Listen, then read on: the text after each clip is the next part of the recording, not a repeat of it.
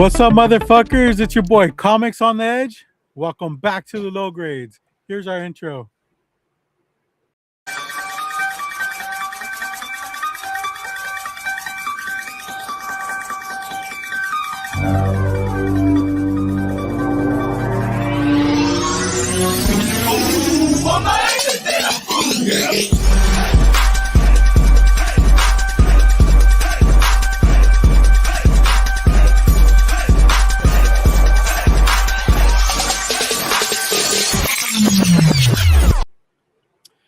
Hell yeah, that's what I'm talking about. It's another Friday night, and here we are, me and Rob's Fat Stacks. How you doing today, man? I'm noticing that we're light. We are. And it seems to me that was like, I mean, who signed off on this? Just twice this month. Yeah, I mean it's a problem.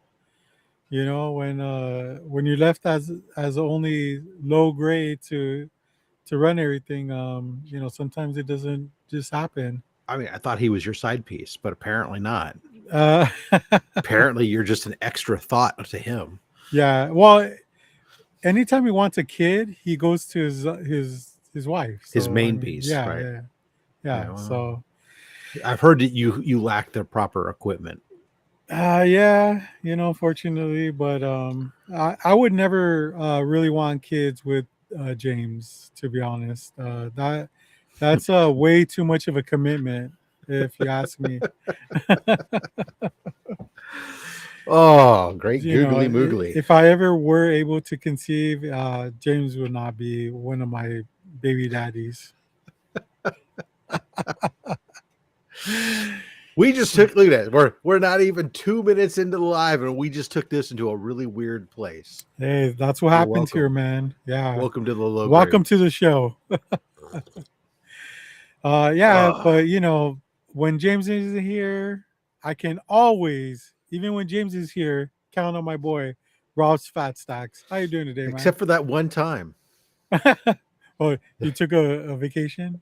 No, well, no. There was the one time I overslept. I actually took a nap or something. And that's true. But you know, it's funny. Like we kind of knew that's what happened. You know, because what else is gonna happen?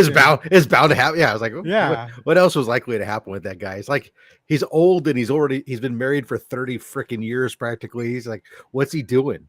Let's be honest. He's not going out to the clubs. He's not partying it up.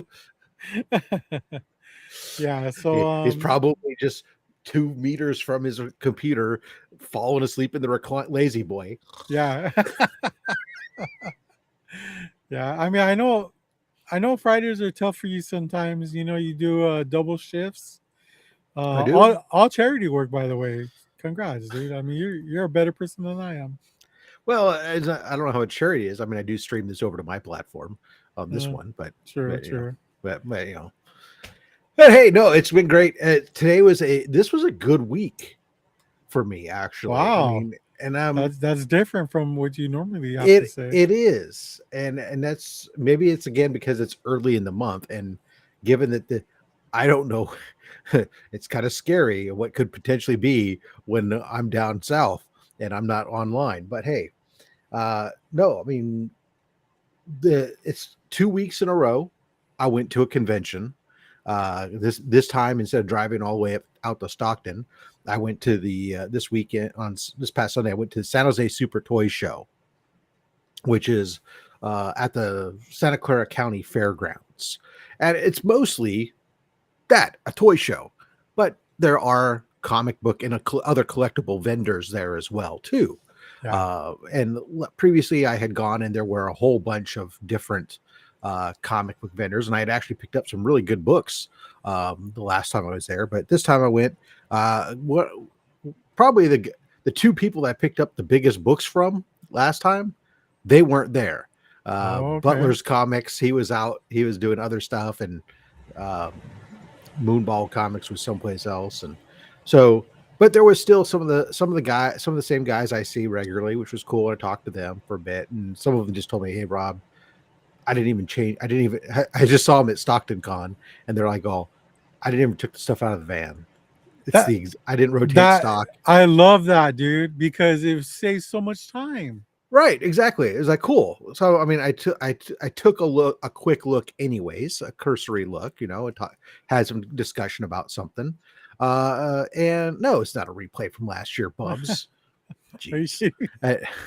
Well, maybe it says live, but it's not really live. It's the so so I'm looking through stuff and I'm like, oh, okay, cool. Didn't see much, but we had a discussion about a book that he had told me that he had gotten, and he didn't have it with him still. So I'm like, oh well, I'm like, oh well, I'll look at it at WonderCon. And he's like, oh, I'm not going down there this year, but I can give it to Mike, and Mike can bring it. So don't even do that. Just take some pictures and send me. Here's my card. Send me pictures. We'll freaking figure it out offline. We don't have to do it. Wait, this in person. This is for comics, right? Yeah. Oh, okay. It's for comics. I have a card for comics because I'm doing stuff. Because I do stuff with the charity all the time, yeah. and stuff too. So I have a business card that I do that's for the channel, as well as the backside is Comics Curing Cancer. But and it's nice when you hand it out to cons or when you're doing stuff with these guys. And anywho, so yeah, I said, hey, just send me the pictures. We'll work it out offline. No big deal. We don't need to we don't have to. You don't need to hand it off to somebody else to take. That's just ridiculous. Yeah. I'll see this guy probably 12 more times this year because he's one of the local guys that I see all the time. So anyways, so that went to that show. It wasn't, like I said, it wasn't as packed, but there was one guy that I did pick up a bunch of stuff from that I hadn't seen before. Turns out he's a subscriber to the channel and watches my channel on a regular basis. So he gave me we had a great conversation while we're going. He was telling me how great I am. No, I'm just kidding. No, of course. He was busy doing other stuff. But come the end, we had a conversation. And again, it was like, okay, he's knowledgeable about what I do and the giveaway box and everything else. And I had a bunch of stuff in the giveaway box. He gave me a deal. He's like, okay, cool. You're going to be giving this stuff away? No problem. Here, give you a deal. And so it was real nice to be able to pick up some really cool stuff. I picked up a bunch of some of the Bronze Age Fantastic Four, which I think has some of the best covers in there, and just some really cool stuff. So that stuff will all drop on Monday, but that was fun. Work has been light this week. It was front loaded heavy, but it's the last 2 days I've caught up on everything. Matter of fact, today I spent most of my day just waiting for an email to come in or something. I was like, I'm trying to plan ahead of anything I could. I'm like telling my own employees, hey, employee evaluations go live in like 5 days. Go start thinking about what you're going to do and pre-write this stuff or something. Yeah. And then, the only thing that's been downsized, my wife was sick. She got sick, so she's been staying at home. So she's sleeping out on her recliner and stuff away from me, trying not to get me sick and stuff. So I'm not eating dinner here tonight because I already had to cook dinner previous to this and ate. And so I'm all fresh here. But had a beautiful pizza meatloaf. Wow. So you know what meatloaf is, right? Yeah.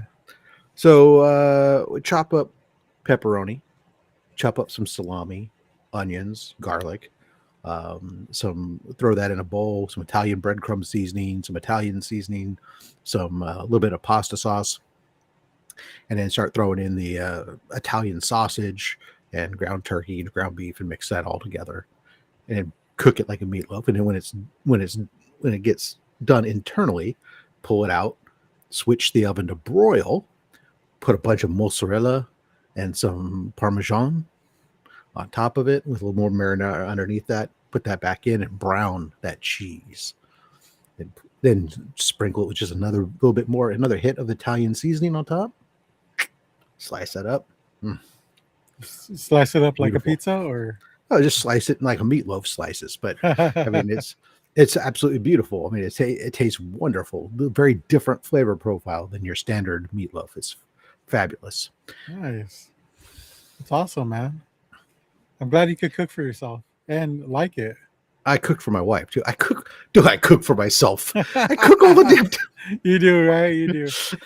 That's probably this weekend's job is this weekend, aside from doing, since I have no cons this weekend to go to, yeah, and I'm kind of, my playlist, my hit list for this weekend, other than the live show, really is I have to do my taxes to see if I have any money to spend at WonderCon, and I need to go break out the smokers and get them ready for cooking season. Because yeah. winter is over for us here in California. So Unfortunately, it's a sad day for me. I hate the heat, and this weekend's gonna be a heater. yeah, well, this whole week. I mean, for Yeah, us, yeah, we're getting, for I'm sure you're warmer because you're down in the desert, but up here it's going to be mid 80s, upper 80s. So yeah, I'll have to turn the air conditioner on. I have mine on right now, actually. No, I'm still at the temperature where we're mid 70s, so I can open windows and turn on fans. Okay, cool, man. I just want to go through How the about you? chat. Oh Well, yeah, let's say let's hello, go with the chat. Then we'll do chat. your yeah. Cool. All right. We got Batmite in the house. What's up, Batmite? Good to see you, Doreen. Bubs Comics. Hey, Bubs. Is this episode a replay from last year? No, no. We're It not could that be. advanced. We're AI right now. Some people say I've uh, always been AI. yeah, I believe that. We got the homie Raging Cajun Comics. What's up, JD? Good to see you, man. JSS Brooklyn sent us a link for Stockton Con. Uh, what do you think he was Roger. talking about, Robert? I mean, it could be anything. It's Rob's Fat Stacks, man. We got Rod the Rican. Good to see you, man. Oh yeah. Christopher Braz. Is that what it's called? Yeah. Yeah, sure. That's your dude. Okay, cool. Big guy talk. Yeah, when you talk about cooking, he's just like, that's big guy talk. Yeah, it is true. It's true. JSS Brooklyn says, "Oh, stop! We had snow yesterday. Yeah. Lucky." There's when you look at the weather map for the next week, it's basically like the Mississippi River. To the east, keep your jackets on. On the west of the Mississippi, go get your tootsies done, get out your flip-flops and your shorts because it's time to go visit the Yeah, pool. yeah. Comics addicts, what's up? Happy Friday the 13th. See, that's what I was wondering when you said that James wasn't here. I was just unlike James to miss Friday the 13th. That's like his favorite day. Yeah. I have windows open and a fan on. And then Bubs, I don't know. He it's like he tries to run the show from the chat. It's crazy. House is like 78 degrees. Oof. No James today. Yeah. I recently picked up a CGC 4.6 Amazing Spider-Man 17 for $200. 4.6, 4.5. Sounds like a good deal. Yeah, hopefully it was a 4.5. It was a CGC 4.6. You probably got ripped off. You got the Japan version, the Timu version. Timu, China. The team. Yeah. The CTC. Comic Addict says it's going to be 90 on Monday in Fresno. Yeah, Fresno gets much warmer than they're inland than. Yeah. Obviously, I get the luxury of the cool breeze off the bay that cools everything down. Right about 4:00 in the afternoon, the breeze comes in off the bay, and just as you're getting to your hottest time, and cools everything down. Yeah. It's why we all have big patios. And then Glenn steps in. Evening, gentlemen. Good to see you, Glenn. Oh yeah. And we are caught up. Hey, if any of you guys want to join us in James's absence, which usually attracts quite a few people, the link is pinned up in the. They're intimidated by you. Yeah, in the chat. They heard what you were willing to do to your own head. So So the link is there if you want to join us, and everyone's welcome here. So James is trying out for T-ball again. Yep, exactly. yeah, so James is actually at John's Incredible Pizza today. He decided to take his wife on a romantic date to there. So Which he said he wasn't going to go there. You can't get any romantic-er than John's Incredible. I've never been there. Have you? I'd never heard of the place. Yeah, I guess it's Is that like Chuck E. Cheese? Probably like an adult Chuck E. Cheese or something. I don't know. We'll have to ask James. Like, I know he's talked about it before, but picturing like Pizza Planet maybe from Toy Story. Yeah. Or some kind of Dave and Buster's, but they only serve pizza. It's like Little Caesars or Domino's quality pizza with arcade games. Yeah, that you win tickets. Yeah, that's sexy. That'll get her in the mood. Good job. He says it's actually pretty cool. Oh, I mean, I'm glad my kids grew out the Chuck E. Cheese phase, because that pizza was fucking horrible, man. The only thing I used to like is the salad bar over there, and it was okay. I would not expect that they would have a great salad bar. Yeah. I know a lot of parents like to go when because you can drink there now. Oh, I mean, you've been able to drink there for a while. I can't. It's been so long since my kids were that age, and John's is like a buffet of pizzas and has arcade games and rides. Oh, okay. Nice. What's this? Dropping the Pizza Planet. Oh shit! That's why JSS is one of the best damn mods there is. That man will find the link to whatever it is you say, and he's gonna drop it like it's hot, baby. Nice. Good job, man. Okay, so that was your week, right? Yeah. So now we switch it to you, the other Rob. So my week, last week was pretty hot too, man. I don't know if you remember or if you even got any of that heat, but it was pretty warm. It was just in the 70s. It was nice. No, for us, it was a little bit more than that. Yeah, I don't live in the desert. Yeah, Chuck E. Cheese has garbage pizza. You're right, man. It's pretty bad. Yeah. So Robo Pizza Planet. The funny thing is, a lot of places have pretty crappy pizza in reality, but we have even bad pizzas generally still better than a lot of other things. So I honestly don't think in my life I've ever sent a pizza back. Right. Yeah. So you just wash it down with some beer, right? Choke it down with beer or whiskey. I'm a whiskey man, but sometimes I guess you don't have that option there, but you just don't eat. Maybe you just don't eat half a pie that night. Maybe instead you hold yourself to just one or two slices. It happens. Yeah. I've heard rumors that it's possible to eat just one or two slices of pizzas. I've never been able to successfully do it, but I've heard rumors it could be done.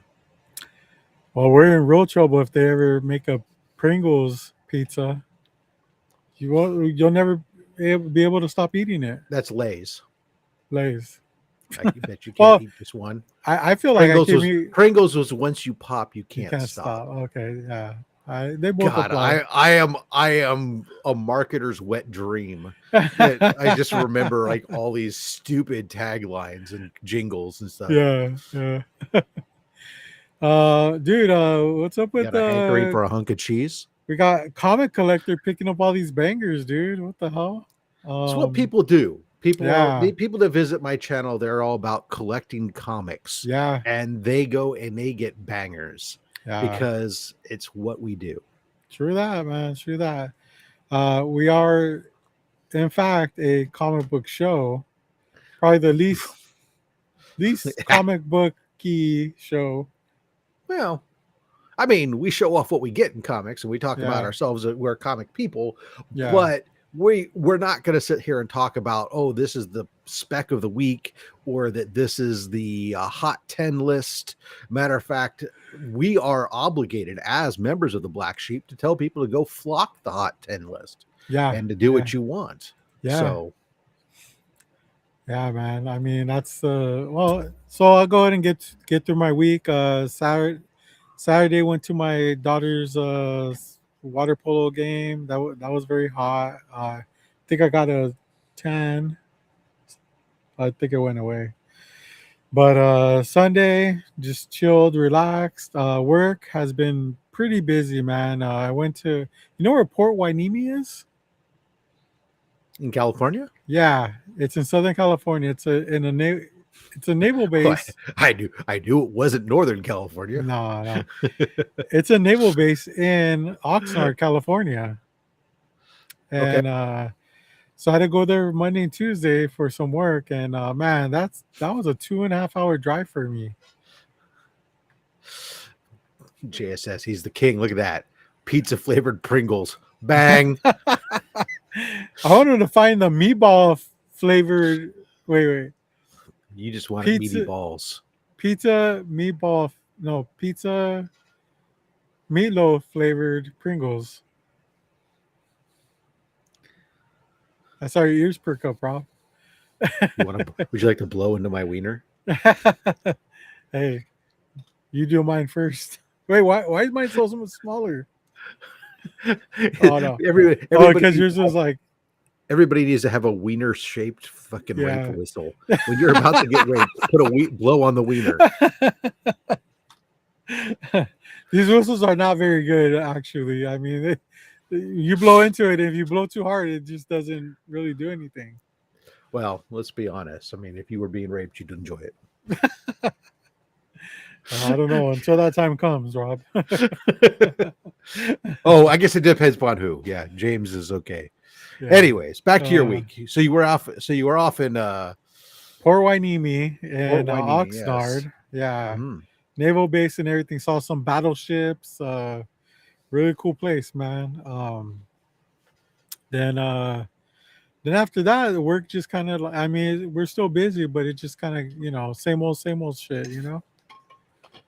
That's how work is. I mean, Yeah. monotony, right? We're gears in the machine, and we're hoping just not to break a tooth. Yeah, right. JD is right. It's kind of cold in here, dude. With us showing off our wieners. Christopher says, any McFarlane CGCs worth talking about? Oh, I guess he was just doing a signing. I didn't send any books well, off to McFarlane. maybe that's what he's talking about after the signing. Normally, like you'll see some like unique books that he's signed, or some I've seen some crazy people ass shit. complaining about Yeah. some of the. Yeah, I saw some videos of people complaining about they didn't like that Todd didn't sign it in this optimal spot or the this or that. color. I'm like, oh, yeah, I'm like, fucking did you send it in a window bag? Because you know what? Look, CGC sells their stupid framed things that basically give the artist or the writer or whoever's signing it a huge amount of space to choose from. And that's fine if you're lazy. But if you're precise and you want your signature in a particular place, then you need to learn how to do a window bag yourself. It's not complicated. There's a billion YouTube videos, including there's one somewhere buried on my channel of how to make a window bag.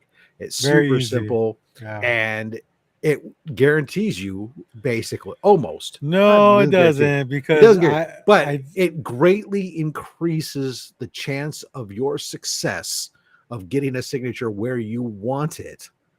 And then you can even put a request for a color or colors, and maybe they'll honor it if they have it. But yeah, this is true. I think he might be referring to there was a post that I saw where the guy did make a window bag, and it had to be they had to have taken it out because the area that it was signed in was not near where the window bag was. But some artists do have a sweet spot that they will only sign in an area on uh, their own books. on their Yeah, own books. Yeah. yeah, So it's true. I don't know, man. That's Like, what happens with a set when you send it in. It's always going to be yeah, a little bit of that, but fortunately for me, I'm not. I'm going to get hit with somebody's going to throw something at me. Probably going to get 3 unsubs for saying this. I'm not really a McFarlane guy. I mean, I recognize what he's done for the industry, yeah, but he's a signature I don't have in my collection, and I'm really not all that keen to care about having one necessarily. yeah, He would just wasn't the guy that I thought was like, oh, I love this guy. I mean, even though I did get into comics in that era during the McFarlane time, I just was oblivious and didn't care and don't yeah. care about Spawn. I know. Please. No, only 3 unsubs. Come on, guys. um, but so that's just my personal choice. So fortunately, I don't have this particular issue with this individual one. But Yeah, for me, I wasn't, and I have a lot of respect for him. Even now that after I met him, he was such a cool guy. We talked for a little bit at the signing, uh, and I like him more than I did before, but I still am not like a McFarlane guy, So yeah, James just unfollowed you, Rob. yeah, well, it tracks. I told you. No, some would. Uh, Yeah, yeah, I mean, he does. He does occasionally. He doesn't do a ton of cons. He doesn't. Like these bigger guys. Sometimes they have um, they have a lot of things in the going on, and he doesn't need the money going to the cons and or the other stuff, and so he does go occasionally, but because he doesn't go as often and he's in such high demand, when he does a CGC signing event or something, yeah, it's like days of signing of yeah, that 10 thousands of books get sent in, so yeah, yeah. And that's the thing too. He used to maybe do a signing once every like 2-3 years or so. So the availability of his signatures was like very scarce, because a lot of people would get stuff signed and just hold them onto themselves. Now it's like people are signing just to flip, and he's doing all these you know record numbers of signings and shit, and it's like so easy to get his stuff now. Um, for me personally, like when I got my comic shop news sign, I was gonna flip it, not gonna lie, but once I received it, I was like, this is kind of cool. I like it, so I ended up keeping it. Not to say I wouldn't sell it like in the future, but I just thought it was really cool. And then, after meeting him and getting the signature, like those books will probably, stay in my collection for a while.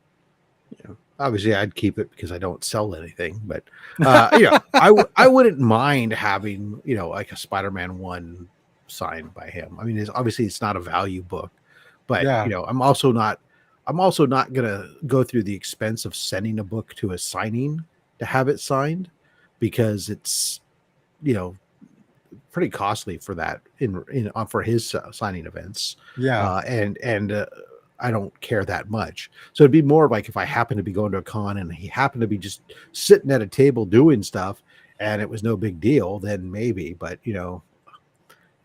otherwise, I'm fine. Yeah.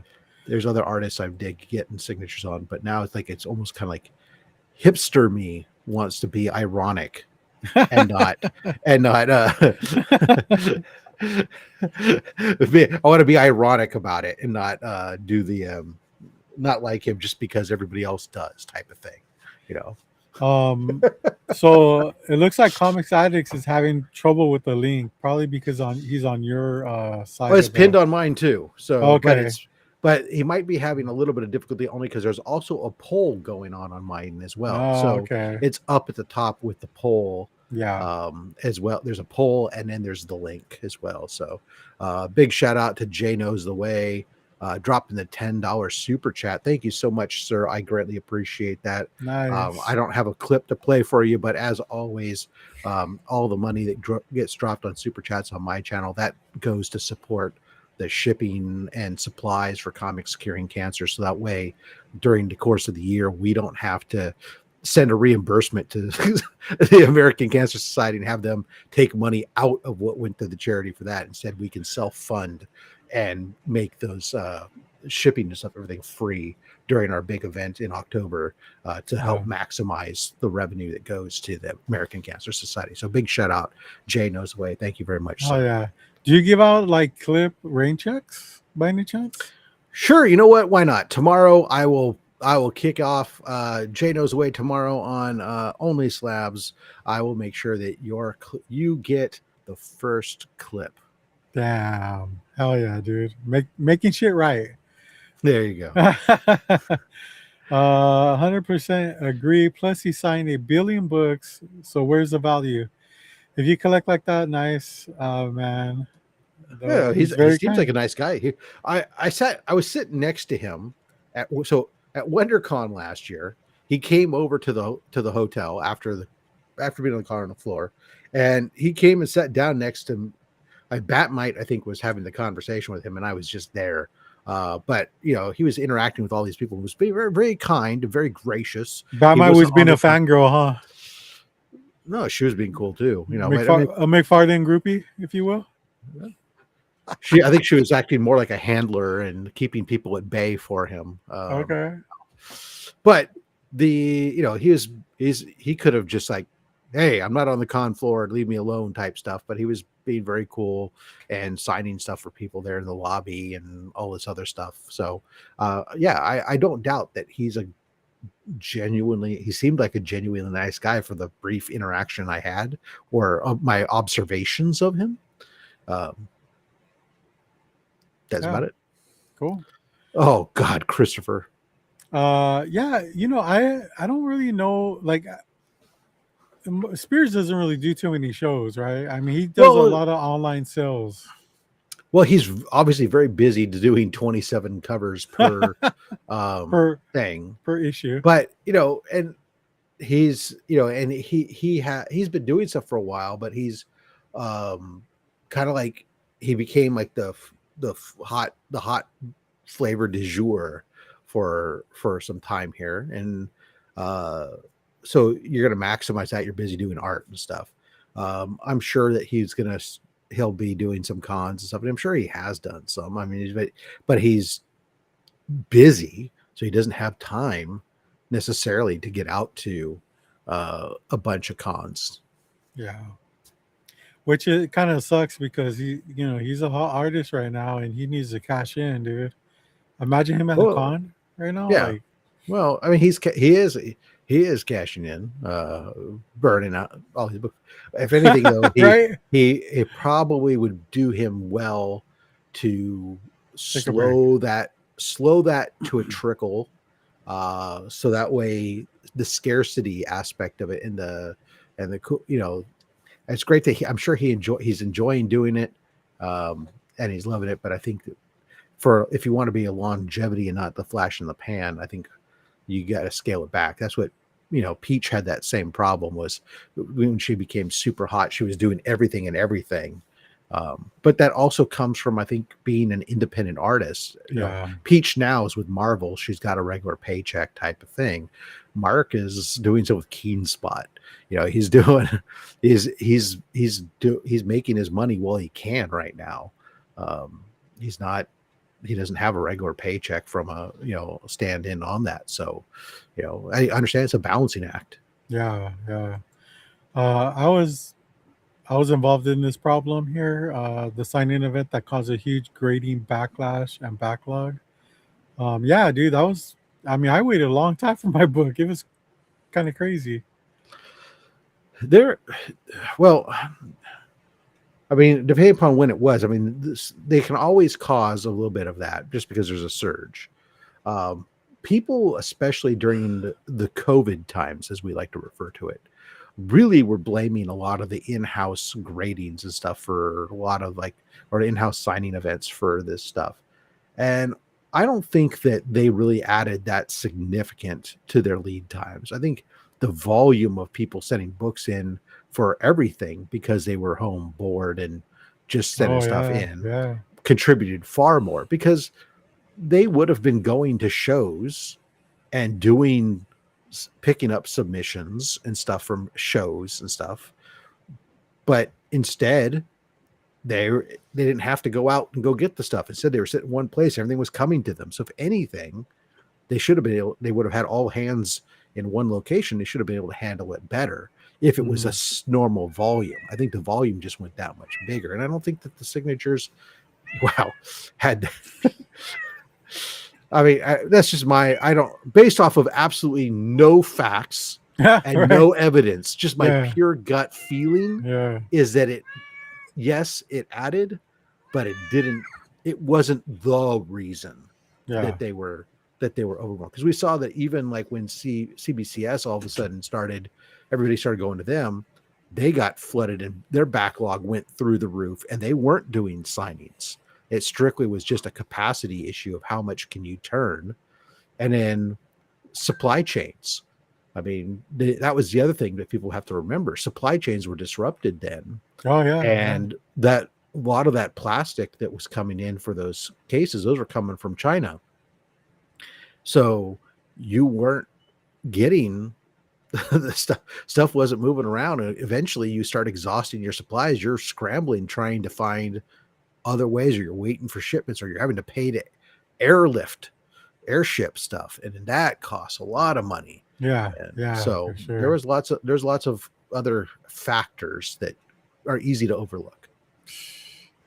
We got Kingdom of the Nerds joining in. What's My up, man, Kingdom? Good to that see you. man has Oh given yeah. away this month or last month 70 memberships. It's Oh yeah, crazy, huge. huh? We're So still, you gave them all out already? oh yeah, well they give away instantly when you gift the Oh, memberships. What happens if you go and you click on a gift a membership, or 5 memberships or 10 or whatever it is, YouTube just randomly pick subscribers that aren't currently a member and assign them that gifted membership. So some people will nice. be on at the time, and some people may not be on even watching at the time. But they're just subscribers to the channel. But yeah, it was very, very generous, and we Oh greatly. yeah, man. I mean, that's 75 new members. Well, that's a big dose of cash that then goes to Comics Curing Cancer to Yeah, support yeah. our shipping budgets and whatnot. So, because last Nice. year our shipping budget was like our shipping expenses was just under $2,900. What we spent on that, so it was pretty crazy. It's a lot of money. Oh, I love this comment. Christopher says, "I have a CBCS 9.9, but don't it doesn't hit like a CGC, dude." What do you think about that, Rob? It's very annoying, to be Yeah, honest. I yeah. mean, so it would be great if CBCS, who especially for a while was considered to have stricter grading and everything else, you would think that there would be equal or on par. But it's really become a CGC is the one. There's a big difference in resale value. People just don't, and some of it is some people are just married to a label. But I actually think it goes further back than that. I think that what it did, and this is CGC's brilliance, in the early days as the first comic book grading company really to go, um, they built a very strong online forums, because that's what in that time before social media, you had forums that you developed, Yeah. and those forums, they built a very strong community and a lot of gamification and different things that are built into this, like, the CGC registry. A CBCS slab doesn't do you any good, so people don't look for it. and all these different types of things. So not only were you the first, a no name that was out there that people knew, so people, and it's hard for other people to start be competing with that if you're not a known entity and respected. But then you get this whole community that has been built as like your rah, and they really don't look favorably on some of the other slab companies. Matter of fact, I've long said that I think that's been PGX's biggest thing. PGX has had issues themselves, don't get me wrong, but you know, you will see CGC has issues all the time, and people forgive them instantly like that overnight and send off their next thing. But and they'll say, well, I haven't had any problems. Okay, cool. Well, you know what? I never had a book swapped out on me, supposedly, or, you know, any other the things from like 25 years ago that people want to blame on, or whatever, however long ago it was, you know, PGX and stuff. But so it would be nice if there was more than one grading company that was well respected. Is PSA going to be that one? I don't know. I can't send my books to them. I can't stand their label. Dude, I just saw that whole. I'll just call it a documentary. It's not a documentary. It's one person's channel where he sent cards. Yo, dude, that was nuts, man. Mm-hmm. So wait, that just hurts them and stuff too, right? So it's definitely tough. So CGC still stands atop of the mountain, and as long as they do that, if you even if you are a collector just for yourself, like I have 1,200 slabs, right, or over 1,200 slabs. Humble brag, look at that. No, I say it every week on only my slabs. It's not said to be a brag. It's an admission of a problem. And a lot now, the majority of them are CGC, but probably about 35% are not CGC slabs. There's a lot of CBCS slabs, especially anybody who's been watching the series lately has seen. There was a big phase where I was sending everything to CBCS. So I really wish that there was a view made to a and I'm not a guy who sells stuff, but at the same time, if I'm going to the money that it sends, costs to send a book in to have it rated, I don't want it to all of a sudden, if I do need to sell it, or I do want to sell it, I don't want it all of a sudden to have it sell for $100 less or whatever, just because it's got the wrong label on it. I mean, so it's tough. So it's really tough to overcome that as a competitor, but I hope there is a good competitor that's solid, because the runaway pricing, the annual price increases are tough. And you could tell that CGC this year didn't fear PSA, because all they did is they raised their, PSA came in with higher prices. So CGC, rather than sit there and go like, oh no, we're afraid, let's keep our prices lower than them. No, they raised their prices to match up. So we don't fear them at all. Let's raise our prices to match. Let's go. Yeah. So we got House of L and Signature King joining in on the fun. Nice. Signature King's I need to get Signature King back on Only Slabs. He's a great guest on the show. Your boy, the Alien. What's up? Good to see you. Yeah. Does the Signature King mostly collect signatured books? Oh, yeah. He's got a ton. Yeah. Oh, yeah. All graded or just yellow labels galore, baby. Nice. Yeah. The registry is a good thing. Hell yeah. It's addictive. Yeah. The registry has done stuff to me. I mean, look, I got on like this idea on the Eternals that I was gonna, I was logged myself into the registry, and then all of a sudden I did the math one day, and I was sitting there, oh man, even though I was perfectly fine with all 9496 books, all of a sudden I looked like, oh, if I upgrade my Eternals #1 from a 9.6 to a 9.8, I would jump from like number 24 on the list to like possibly number 10 and knock a buddy that I knew out of the top 10. And so I'm sitting there running around trying to upgrade. I was trying to upgrade to a 9.8.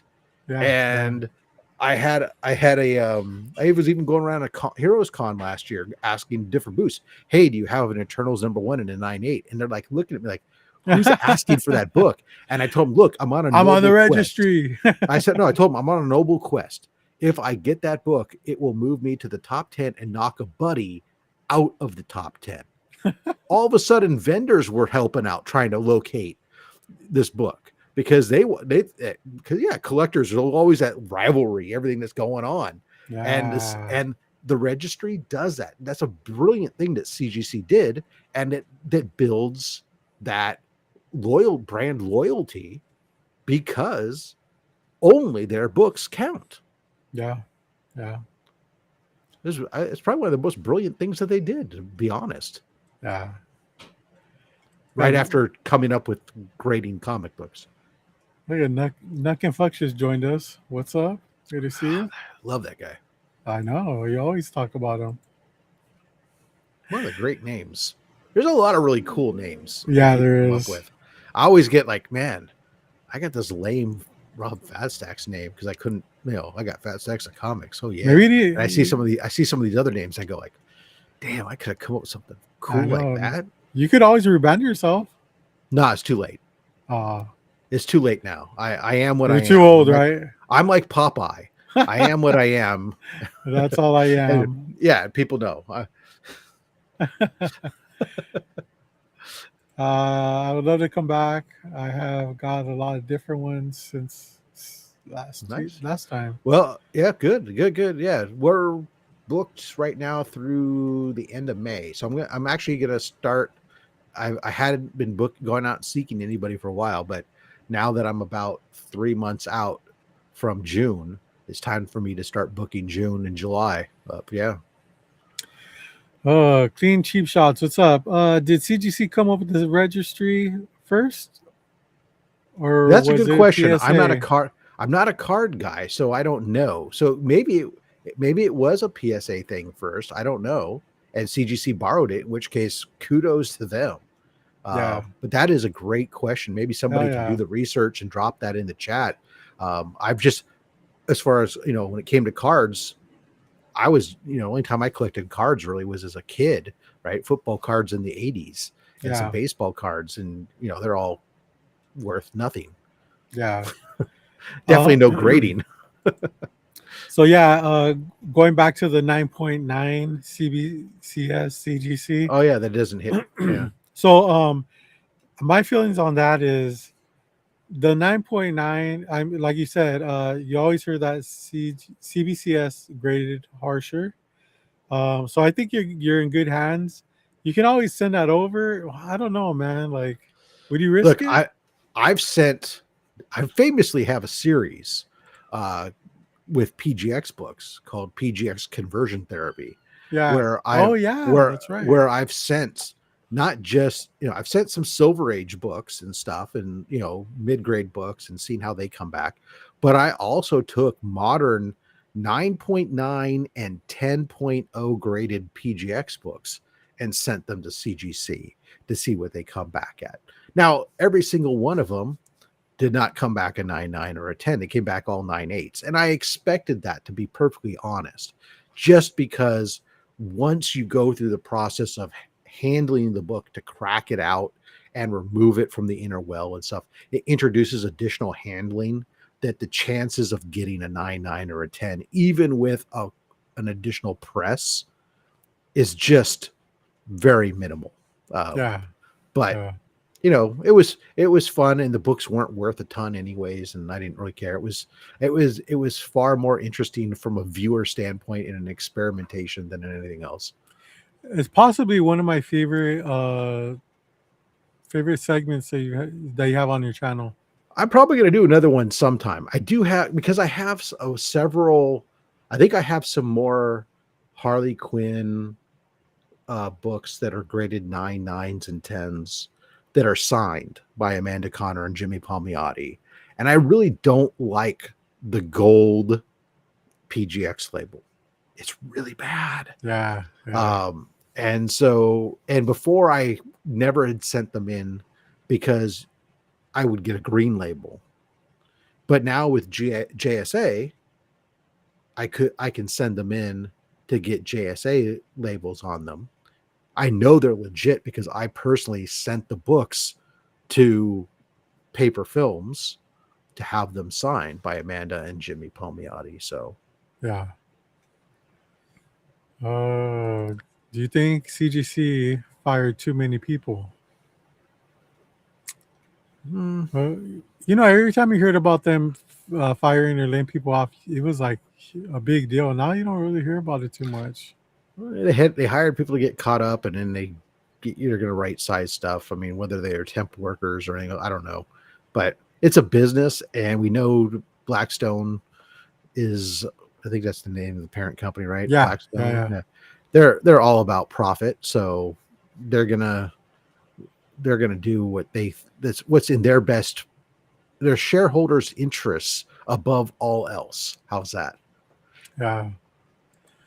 Uh, Nuckenfoot says, Rob, all the years I've submitted books, I only got one 9.9, no 9. tens.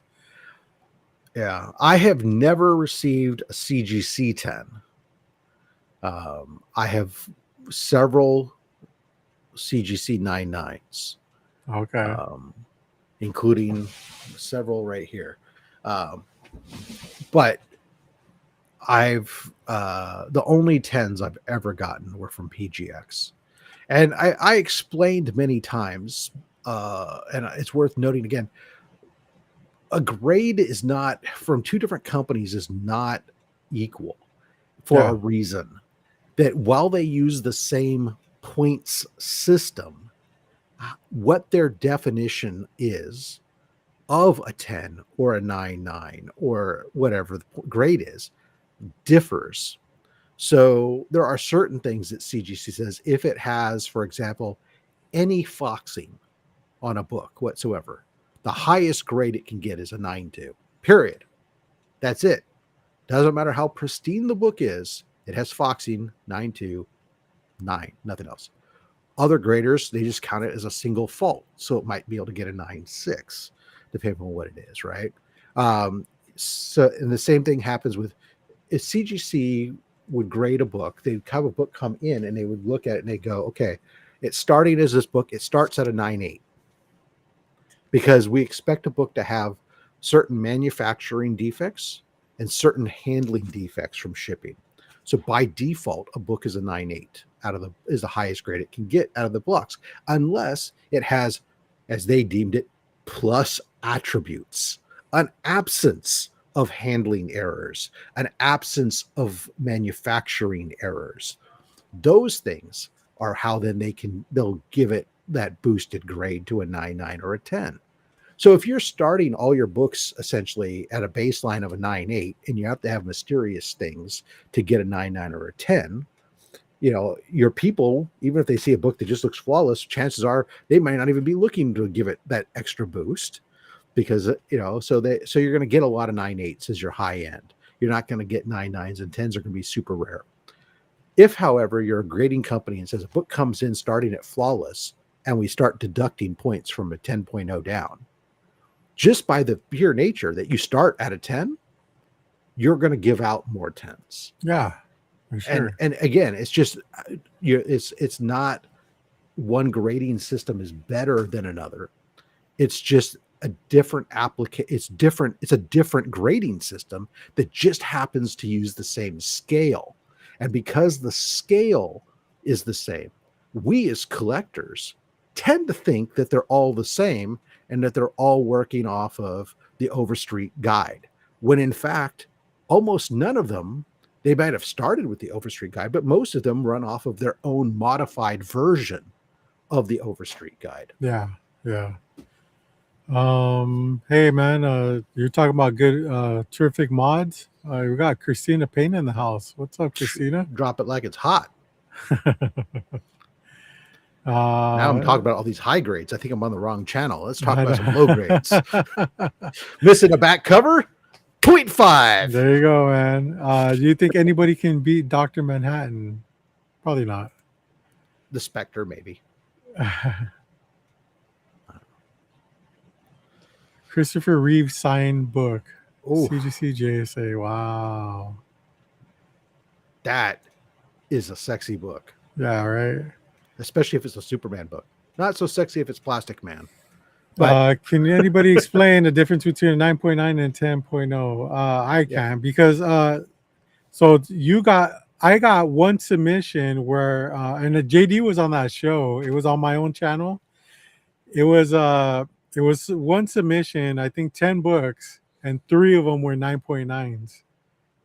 All yeah, Adam Hughes books. I had a book like show like yeah, where I unboxed a whole bunch of 9.9s in a box. But yeah, Yeah. it's the difference is just that according to CGC, it's that absence of handling standard shipping and handling defects that would occur. So if you take a book and you ship it in the course of shipping, there might be little micro scratches on a cover that occur. So the absence of those. Also, during the course of manufacturing, there are certain defects that occur during manufacturing. So, such as like the very top corners, sometimes you have these little micro bindery tears, or most famously, if you think of Amazing Spider-Man 361 Carnage, right? There's a machine grab on the back cover that actually can have little 1/8 inch tears from that. Those are manufacturing defects. Well, so prevalent, in fact, that CGC has said, okay, the presence of those can be still considered a 9.8, even though they have little minor tears.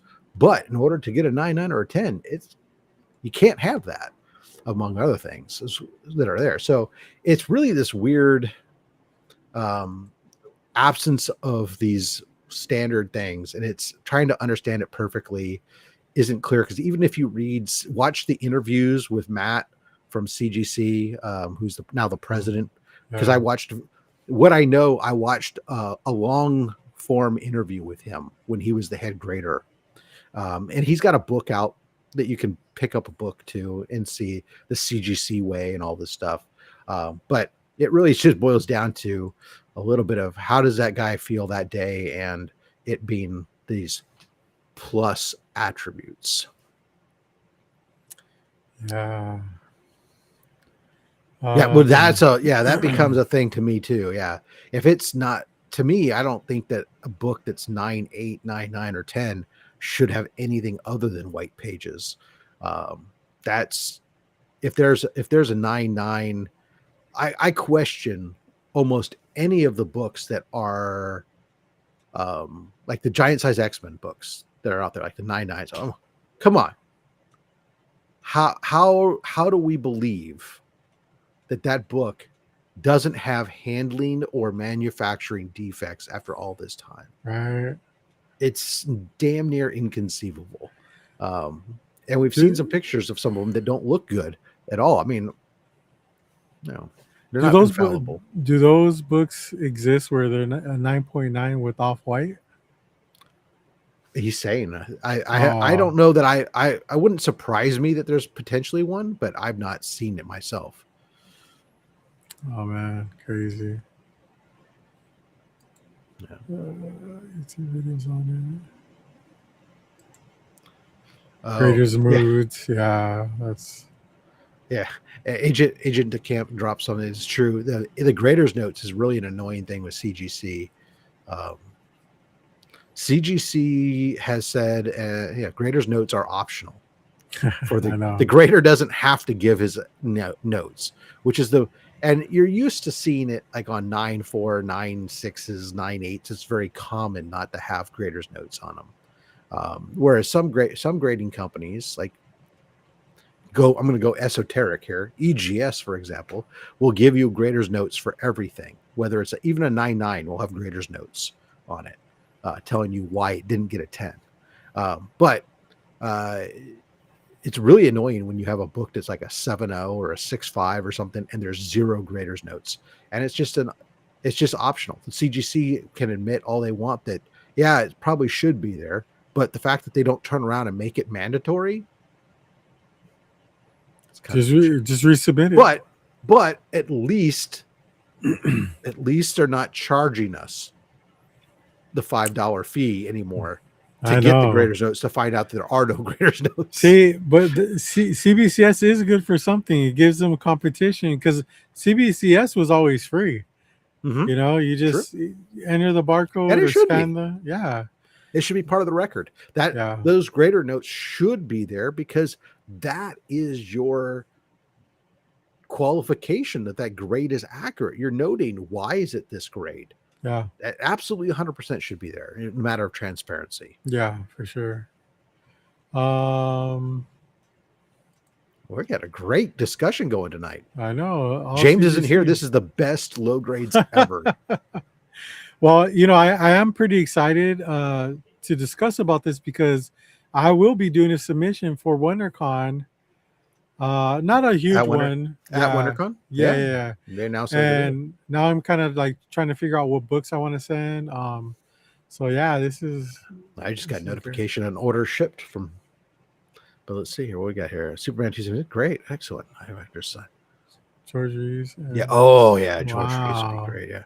I have a book that I just sent off a 1 in 25 variant for Firefly #1 that guy sent off to Awesome Con because the entire living cast, with the exception of Baldwin, are there to sign the book.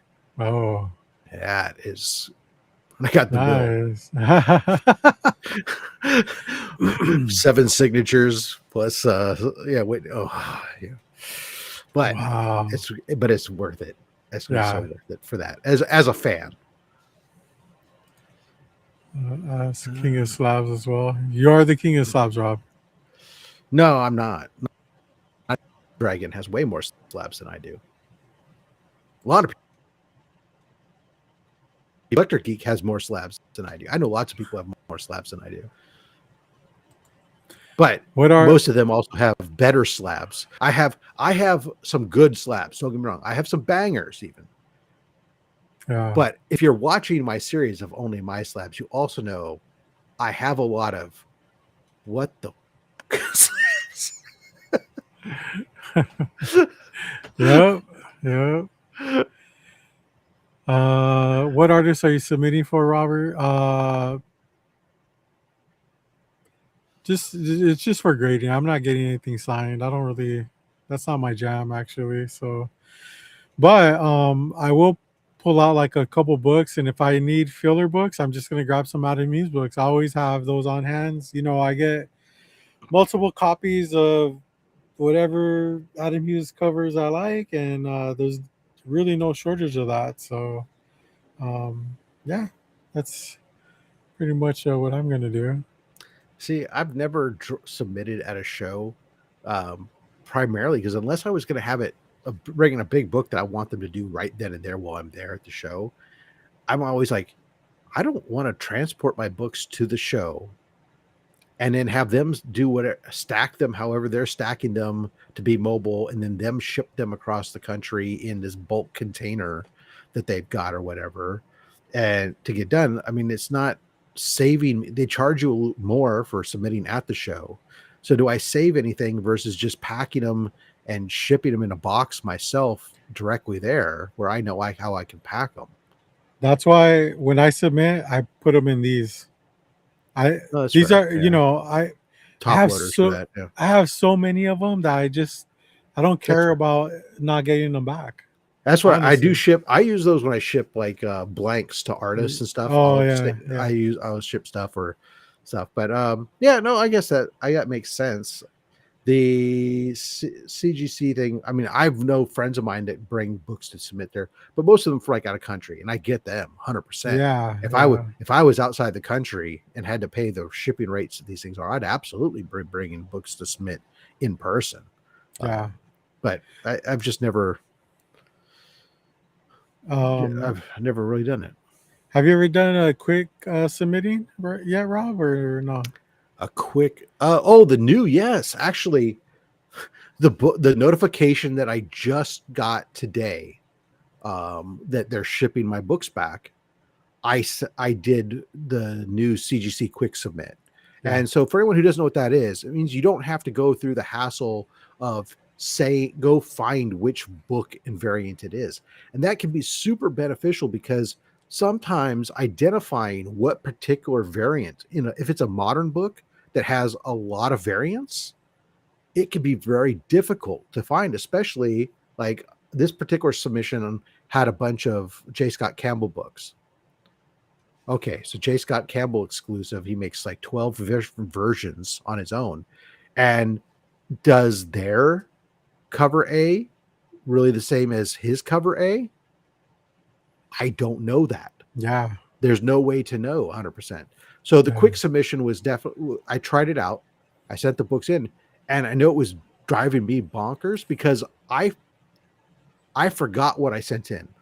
I've gotten bad. I used to be very good about tracking. I used to have in the COVID days, I had a spreadsheet that I tracked all my books when they left my inventory. I tracked what presser they went to, how long. I was tracking how long they were at each location because I was doing YouTube content on how long these delays were, right? And stuff. Oh, it took 150 days before they even accept from when the package was delivered till they even opened it, and then blah blah blah. But I've gotten lazy and I kind of stopped doing that because I always at least knew, like, okay, I sent it out, I could look at my packing list and see what it was. But this go around, I was like, I saw there were books there, and I'm like, what books are they? The packing list didn't tell me because I did this quick submit, so I had to wait until they got done grading them, or at least made they received them and made it clickable for me to see what books were sent in, and that took forever. But then I go, oh, that's where that book went. Yeah. Okay, cool. I was wondering where the hell my Valkyrie went. Now I know. It was at CGZ. Nice. Yeah, so I tried this quick submit at LA Comic Con, and oh man, it was not. I submitted vintage books at the time, so it was vintage books are really are really easy to find. Mm-hmm. It's the modern books with all the variants and stuff. So yeah, I can see it. I can see that working out way better because, like you said, you don't have to look everything up. Yeah, or sometimes you're sending in books that are like so low print that you're the first person submitting the book. Yeah. Oh, yeah. And there's nothing, right? Like you can't even drop it down to anything. I had that with like a Stanley tribute book I had. There were other variants, but that variant that I had was never submitted. Yeah. At least that I could determine. Because I went to the point where I was clicking on each one and like looking them up in their registry so I could see an image. Right. But obviously with the Comics Curing Cancer books, that was easier. They didn't. I know the details on those books. I can send, okay, doesn't exist. Chances are it does exist because DJ usually submits before, as soon as he receives payment or receives the initial shipment of the books, he sends his copies off. So by the time any of us get our copies to send in, CGC's already he's already got his back. Earlier there's a Wolverine 1 9.9 on eBay that's listed at $18,995. Has off white to white pages as a blue label. I mean, yeah, I don't think that a book that has off-white pages should be at 9.9. That's my personal belief. I mean, I also don't believe that a Wolverine 1 in a 9.9 is worth $18,000 compared to a 9.8 at $400 or $600 or whatever. It's like, yeah, I understand that there's less of them, but I mean, come on. That's just people with too much money. JD wants him to do a on-site grading at WonderCon. Dude, isn't that like expensive though? Isn't it like on-site grading is more expensive, but you drop your book off on Friday, you pick your book up on Saturday or Sunday, and it's done. You take your slabs home with you. Again, for the international traveler, that's a huge savings. Like I know my buddy Chris, the comic vet, when he goes to Heroes Con, he always brings books with him.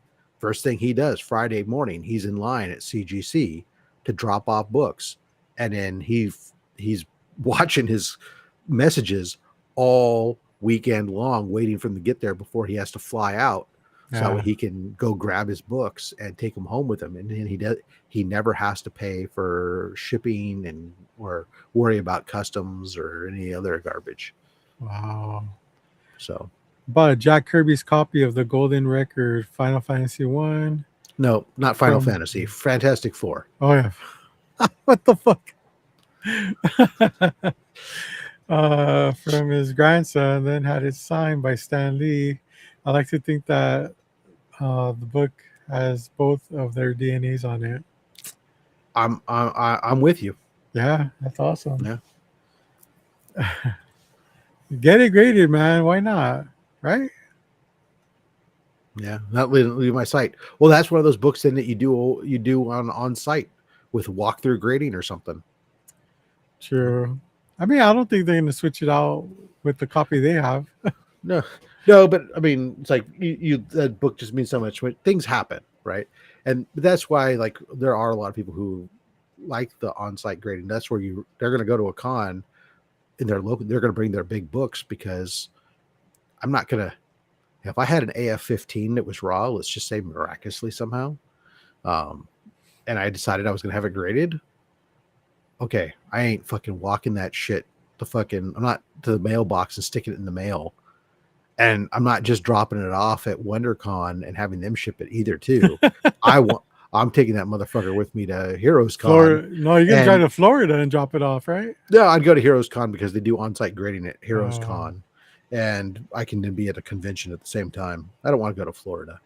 I don't like Florida. No offense to anybody here is from Florida. I've been to the state. It's just not my cup of tea. That's all. Anyways, so yeah, I would just go to Heroes Con and have it graded live while I'm there. That's just me. Kurt wants to know the difference between a 9.6 and a 9.8. I mean, it could be anything, right? Like, you know what? The thing that doesn't help us is we don't know because there's no grader's notes on any of those grades. Well, again, with everything, it's you do a summation of defects, right? So little spine ticks, little color rub, little this, little that, whatever. The accumulation of defects, they start doing their deductions. And so it can be any number of things between a 9.6 and a 9.8. But the reality of the situation is the difference between a 9.6 and 9.8 is about 4 times the price. Yeah, right. 3 to 4x is our general difference in price. There's very little difference between a 9.6 and 9.8. There's a very little difference between a 9.4 and a 9.8. You know, they're very subtle differences. That's why the grading scale is so close there, and it's, you know, trying to understand sometimes will drive you crazy. Yeah, for sure. And that's why a lot of people are very anti-grading books. It's not just, you know, they like to stay on the oh, well, you can't read it and this also. But the other part of it is simply that it is a subjective thing, and it's maddening sometimes when you swear up and down, no matter how well versed you are in a system, that the book is one thing and it comes back something different, and you're like, what the hell? But again, the counter argument is that's why you use the third-party grading service, right, on a book. If you're trying to say that this is my interpretation might say, oh yeah, this Conan the Barbarian's a near mint book. But obviously it's not. It's an 8.0. It's paying for somebody else's opinion, right? It's a third party who's not interested, trying to give it a value and assessment of condition. But when you get to the hardest grades to me is the 9.4 to 9.8 range, because it's very easy to think that something's a 9.8 and it comes back a 9.6 or something. I've had books I've sent in and said, this is 9.4 and it comes back a 9.8. I'm all, really? How did that get a 9.8? Right. The other range that's really difficult for me personally is the 3 to a 5 range. That grade range is, you have so many defects at that point that unless I start having stuff where I have torn covers and other stuff, it becomes really difficult for me personally to pin down the grade. But I'm not a professional grader, so there you go. Oh, we got my brother Ruben in the house. What's up, Ruben? What's up, Ruben? Oh yeah. For me, I don't really get too angry about the grades that I get. Hmm. Yeah, sometimes it is disappointing, but I feel like I have a lot to do with that because for one, I pick the books, from the shop or buy whoever I'm buying it off of. I have control over that, and also I press and clean my own books. So when I send those books in, I I wouldn't send them in if I thought that they were just either I didn't care about like I want I know I'm sending them in the best condition, or else I just wouldn't send it in. That's fair. So if I do get it back and it's like a horrible grade, I don't really get mad at CGC. I get mad at myself because I feel like I did something wrong at that point. I generally know exactly what I did wrong at that point. Almost every single time I got lazy and I didn't pull the book out of the bag and board. What? There have been many Wow. there have been many times where I have gone through and I have sent books in, and I thought that in my mind or my memory was that the book was perfectly fine. But then when I send it in, it comes back and it comes back like a 9.4 or something. And I look at it, sure enough, there's like a color rub on the back or something that I missed. And I'm just like, oh, if I'd taken fucking 2 minutes to Yeah. pull it out of the bag and a board and Yeah. look at it, I probably would have known. For those of you Yeah. guys who are over on the Fat Stacks channel, I'm going to end the poll in just a moment here.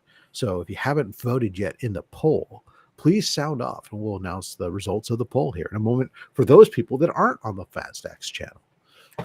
Vote or die. Remember that slogan? That's right. Sure. uh, I'll send in books out on a hunch that I might get lucky and get the 9.8 with visible flaws. Yeah, I mean, sometimes it works out that way. I've had that happen a lot with me. I have the crazy, I mean, I did that. So the one that's coming back right now, my Valkyrie book, Yeah. it got a 9.8. I was on the fence. I thought it might come. I thought it was a good chance it was going to come back a 9.6 because of some micro. It has a really high gloss back cover, and there's some micro. There's a fair amount of micro scratches from handling. Cats. But fortunately, I guess there was not enough to warrant knocking it down, and that was the only issue with it. But I have a 9.8 Thundercats #1 that will. I think you've seen it. I showed it off. There's no way in hell that book should be a 9.8. It's got so many issues. And the only thing I can think of is that they cold pressed it and graded it right away. And then the flaws came back that were there because I've gone on and looked at the pictures on the book and I can tell that the book is the same book because I can see some of the flaws there in the exact same places, but they're not as pronounced and stuff. So I don't know. It's pretty crazy. But anyways, all right, I'm ending the poll. Bang. Poll is ended. So agent thinks that once you grade a comic, it turns into a trading card. That kind That's of makes fair. sense. Yeah. Yeah, well, absolutely. Look, you can't open it up and read it unless you crack it out. We get Yeah. that. And I hear it all the time as a guy who has a lot of graded books. I say that I have 1,200 plus graded books, which is a true statement. But I also have over 15,000 raw books. So it's not like I don't have raw books or anything. I have the vast majority of my books are raw. Yeah. Um, and but there's different reasons for grading them. Sometimes you're grading them for value. Sometimes I'm grading them because really all I care about is the cover art on it. I don't care about the inside of it necessarily. And I do treat it like a trading card at that point or a piece of art. And sometimes it's preservation. I've got Yeah. some old books that are not in great condition that it's like, okay, this Amazing Spider-Man is not in good condition at all. It's a matter of fact, if you were to crack it out, it probably, there'd be pages all over the place and it'd be probably get no longer complete very well. It's incomplete now. Let's be honest. It's missing the back cover. So, there's, reading it, I got a billion facsimiles. I can do everything else. So from a reading standpoint, I can read that book. But Yeah. that's it's a trading card. It's me saying I have an Amazing Spider-Man #1 in a pence variant. Even though it's only a 0.5, I have it, and it's an expensive book, even at that great price. Yeah. Yeah. And it means something to me because I'm a Spider-Man guy. I'm not saying it's right for everybody. Collect what you want, how you Yep. want. That's Yeah. what we're all about. Yeah. So All right, you want to hear about this poll? Yeah, let's Real go. quick. All right, so the poll question that was posed was, you have won, or you win your choice of one Marvel Grail. Which one do you choose, assuming value is equal amongst these? And the choices were Amazing Fantasy 15, X-Men #1, Fantastic Four #1, and Avengers #1. Robert, first of all, what would your answer have been? I did not vote, but my answer would probably be Final Fantastic You Four. want to play Final Fantasy right now. Fantastic Four #1. Fantastic Four #1. Okay. Yeah. Fantastic Four #1 came in third place with What? 13% of the votes. Interesting. X-Men #1 at second place with 42% of the votes.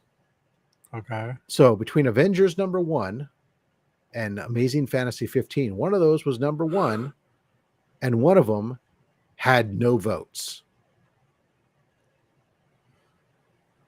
Huh. Well, I know if Amazing Fantasy won. Amazing Fantasy 15. Yeah. Yeah. Amazing Fantasy 15, first appearance of Spider-Man, is the top vote getter at 46% of the vote. Avengers #1, 0. You know, I agree with that. Only because is not really first appearance. It's a first team appearance. Yeah, so, everybody, you know, everybody in that book was there. Yeah. Previously introduced in other books. You're right. From that aspect, Yeah. it's the lone difference between that sets it apart from the other books. Good call. I didn't think about that, but that's awesome. Yeah. It's an interesting question, though, for sure. I mean, it's definitely assuming, because if you assume what values are all equal, that means that you're getting probably a really high grade Avengers or a very low grade AF-15. Right. Right. What did you pick?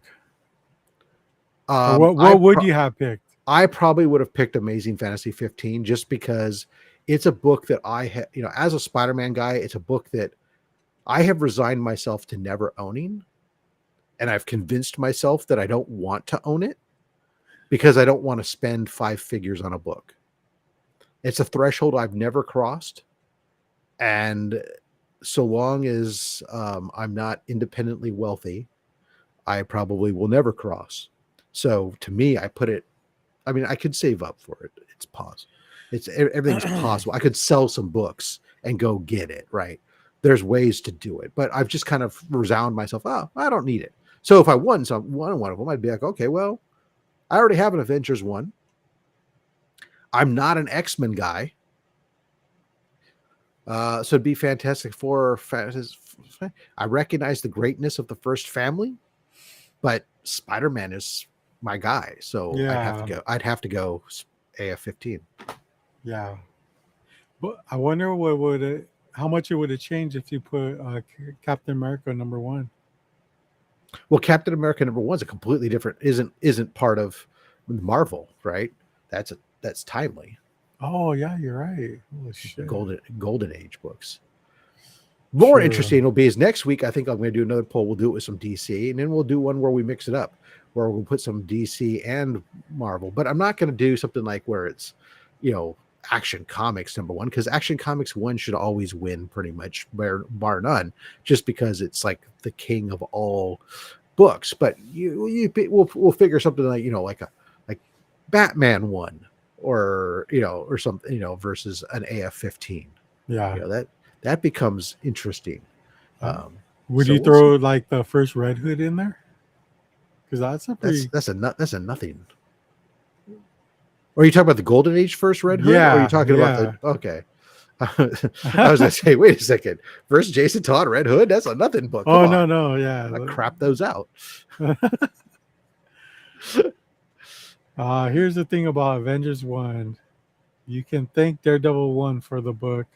They were late on the Daredevil 1. So they literally threw together that Avengers 1 rest is history. I didn't Yeah, know that. Is that true? yeah. I don't know. I've never heard the story, but I'll until somebody wants to dispute it, cite your sources. I mean, I wouldn't be surprised. Publishing does all kinds of things like that. Daredevil 1 is one of those weird books. That's one of those weird books that's like just never gets the love. I did for a little bit of time. It was getting some respect, but it's back down again. I'm Yeah. seeing 3.0s selling for less than $2,000 again, or for right around $2,000. And it's like crazy to me. I think the last one I saw was a 3.0 sold for like $1,800 or $1,900. And I'm going like, okay, I guess that's on my list this year to start looking for again. Do you think it's undervalued then? Absolutely. Compared to all the other number ones, and for such a big Marvel character, Silver Age first appearance, number one in that line from that age, when you compare it to its brethren, Yeah. 100% it is. The entire Daredevil the first 100 issues of Daredevil, you would are like not even aside from issue 1, you get issues 2, issues 3, and like mid-grade for a couple $100. Yeah. That's crazy. Yeah. But you don't have the same number of, big rogues and stuff. He's not Spider-Man. He's not the Fantastic Four. He's this other guy that some people picked up on, I guess. I don't know. But so I don't think he gets the respect that he deserves. Crazy. Yeah. Do we have any video game news this week? Yeah, I was actually bringing it up right now. There you go. Because I want to thank the chat. You guys are wonderful tonight. This is absolutely fabulous. I love the discussion. Yeah. I love the opportunity to sit and have these types of discussions with folks about grading and comics and stuff, and especially with their intelligent questions and banger ass questions. Yeah, not just attacking people like, oh, you like side books. Yeah, maybe it's good that James isn't here because he doesn't really like. I mean, he grades books. This conversation, he's not very good at it. This show would have been a 3.0 instead of a 9.8.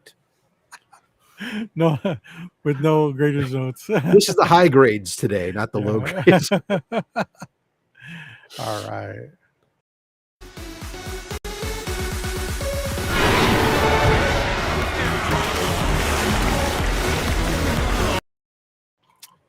All right. Well,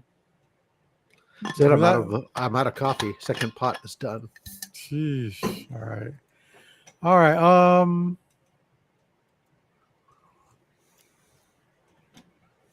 So we were talking about this game. It's a collection of a lot of those beat 'em up games from Marvel from the past, and they actually put out a release date for this. It's in 13 days, 10 hours, 24 minutes, 1 second. I love countdown timers. Yeah, they're great. So let's see. Well, I especially like countdown timers because they cue to your time zone, and not everybody does math very well. Exactly. or understands time zones. Like scroll down just a little bit there. At least like these guys are good. I can see they've updated it. It actually says 10 a.m. Eastern Daylight Time. Yeah. What drives me crazy is like when we're in daylight time and you see like Eastern Standard Time. Yeah. It's like, really? Why would you be doing it at Eastern Standard Time when we're on daylight savings time? I mean, so this is going to be great. Let's see. Oh, we got it. And the rest of the world's not even on, but March 27th, though, it'll still be just North America that's on daylight saving. Well, technically Australia will still be on daylight savings time because they've been on it for months, but they don't switch to standard time for them until April, and Europe doesn't switch to daylight savings time until March 29th. There you So go. I just added JD to the chat. What's up, JD? Say hi to everyone. Hi, everyone. All right, so JD's here now. So hey there. JD's here now, so don't talk shit about him. I was Because watching. I've been doing that hardcore this whole show. The price point is going to be $40. The release date is March 27th, which is right around the corner. Dude, check this out. They explain what's coming into the let's see, 6 legendary titles together for the first time. X-Men, the arcade game, Captain America and the Avengers, Spider-Man, Venom, Maximum Carnage, Venom and Spider-Man Separation Anxiety, Spider-Man and X-Men Arcade's Revenge, and Silver Surfer. Includes a sticker sheet. Oh, look at that, JD. And a booklet. And I thought it was gonna come with a comic like the other ones have had, but it's not. It's just a foil cover of the game. So I can't wait to fucking order this shit. That's my jam right there. What do you think, JD? You gonna order that? I might. Yeah. What do you think about the foil cover? That's not going to change my mind to a yes or a no. What about the sticker sheet though? Again, that's not going to make. Dude, I wasn't gonna buy it, but now that I heard I can get stickers, Yeah. can I get foil stickers? Yeah. Because if it's not foil stickers, I know, right? But if I can get some 1990 reflector foil. if I get some foil stickers, maybe a hologram sticker in there too. Yeah. I'm in like Flint. The great thing about it, JD, is we'll be able to play together online. We don't have to be next to each other. So You'll be able to sides each other. yeah. I didn't renew my Nintendo account. It's $10, dude. Relax. Come on. No. What I heard was that he's going to cover it for you. I'll add you on my family plan. Now we're good. Then I'm getting the game. Yeah, I mean that's pretty much it for the video game news. Like I said, I'm really stoked about it. I looked into the Masters of the Universe game. There's still no release date, no date or anything like that. So, but I mean that one I'm really excited for too. I did pre-order Lollipop Chainsaw. I don't know if you guys remember that. It's a Lollipop Chainsaw. It's a cheerleader with a chainsaw, with her boyfriend as a keychain, and she fights through zombies. So it's been around for a while. Yeah, It's like my senior year. yeah. So I pre-ordered that. I'll be getting that, and I'm pretty stoked about it. Let's go through the chat real quick. I took dog out with toxic. The dog was farting something fierce. Oh, okay. And now he's airing the room out, even though it's -2 degrees Celsius outside, which is fucking cold. And because the air is so putrid. I see. Yeah. Glenn I'm says, sorry that I had to translate English for you, Robert. But, what's with that JD guy? JD, what's up with you, man? I don't know. What's up with me? What's happening, JD? Oh, everyone loves you, dude. What's up, chat? I like the crossovers. Yeah, Nuck and Flex is right. Those are the ones that came with comic books on the inside. They're like mini comics. Dude, I should look it up. I've never seen one graded. I was thinking about sending mine in, but I don't want to like. That's what I always said. I don't think I've ever seen like one of the He-Man Masters of the Universe comics graded or anything. Yeah. Yeah, and Alex Ross did his first work on one of those, right? That would be awesome to have one and have him sign it. Yeah. I hear that kid's up and coming. He might actually make it as an artist. Yeah. I've from being a fan of that guy, I've never seen him at a San Diego Comic-Con. Yeah, he just has booths everywhere, right? Yes. Yeah. He's never been there. And my friend's a bigger Alex Ross fan, and he used to go to San Diego Comic-Con as long as I have. and he's never seen him then. He used to go for the last 20 years. He doesn't need to be. Well, I would like it for your fans. You would think, give him a shot for an autograph. Has never stopped. Hey, you buy autographs from his site. Yeah. That's why I wouldn't do it. Or you can get his monthly subscription box, and maybe you'll get a napkin doodle. I'm not kidding. He has a subscription box, and in it there's a every month they get 3 people get like a real rough sketch, and so it's like something that he was his warm-ups and stuff. It was actually cool. So we had somebody who had one twice last year. He donated one of them to Comics Curing Cancer last year. Was yes, Mary Jane as the Iron Spider. Yep. Little prelim. It was awesome. Yeah. I was trying to hit something like that when I bought it, but I hit the 9.9, so I'm happy with that because it was autographed. But he has one box that has original art, and yeah, he hit 2. That's incredible. Yeah. What are the odds like for hitting that? So I was hoping it wasn't 2 at one time, but it was 2 different boxes over time. But but the same person hitting it, that's incredible. It happens. Yeah, play the odds. And to answer the question, yeah, it's getting out of Hot Toys. Smart. I only get one hot toy from every like genre that I love. Like Star Wars, I have one. Gargoyles, I have one. So I'm not gonna buy every one. That's too crazy. That sounds kind of like quitter talk to me. No, that's smart talk. I mean, are you really a collector if you're just if you're limiting yourself? Look at that empty shelf behind you. Like we're the black sheep, right? We collect whatever the hell we want. But I understand that. But are you a collector if you only get one? Of the genre, it's up to you. If you think you are, you are. So a collector of the product as opposed to the genre. Very good. Yes. But Gambits, I have Sideshows, Hot Toys, Mondo, Nightwing, same thing. The only thing I'm missing is a Sideshow because they don't have one yet. But if once they make one, it's gonna be there. So got it. Unless you already have one from La John. How does your wife feel about your obsession with men? I think she's she knows I like both sides. So I do have Rose. That's fair. I do have okay. Harley. So she's okay with it because she has animals. So I have nothing wrong with her collecting animals, stuffed animals. You step it up and collect raw animals. No, thank you.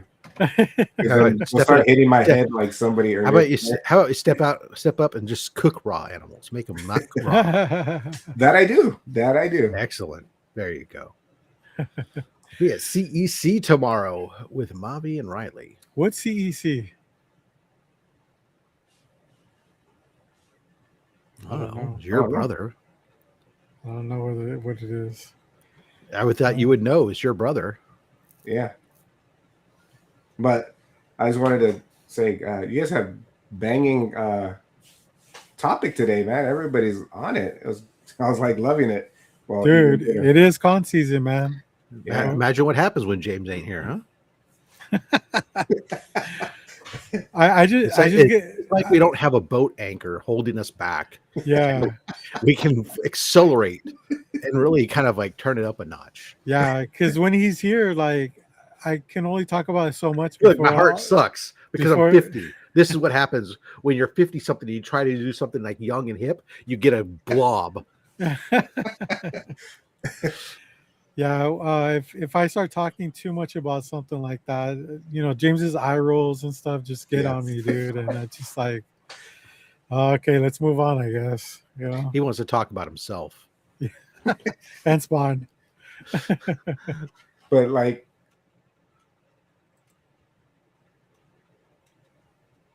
like just throwing my 2 cents on the. That's true. Are you buying a Sideshow statue? Yeah. That's the hard part, but it's cheaper than buying it from Sideshow. If you can get it at a good deal, dude, you can get it for a lot cheaper. Yeah. Sometimes though, I've had stuff where at cons on bigger items like that, you don't have to really carry it around all day. They're going to be there all damn day. They'll set it aside and put your name on it. You just have to remember to go back and pick it up on your way out, because nothing sucks worse than forgetting. Yeah. Um, Like our buddy Cisco did once. Yeah. I have his book. I mean, I know I got to do that. Like this one, WonderCon, I've got some pieces of art that I got to go pick up from some of the artists that did pieces for us for the Comics Curing Cancer. So they have the original art pages that go in the art book, and I'm picking them up from them. So I'm like, I don't really want to carry around a page all day. It doesn't fit in my roller thing. So like, that's gonna be like one of those. All right, let's go get those things like maybe at the end of the day or when I'm ready to leave to go for lunch or something when I'm heading out, and not worry about rushing there first thing. Good They thing don't your have- they don't have hotel across the way. I know, Yeah, right. Exactly. I can Hey, always but just. Rob, they don't have attachments for your crate, dude. Like a little attachment for your. I could probably rig something up, but what if it's like at Stockton Con and they tell me I can't have my tote?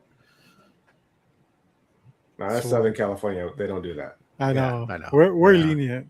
Yeah. There's a lot of We're not space. so There's a uptight lot like of you guys. there's a lot of space at WonderCon. It ain't Yeah. like Stockton Con where there was going to be there's no space, but I could walk arms out. Yeah, I Yeah. know. We welcome all crates in Southern California.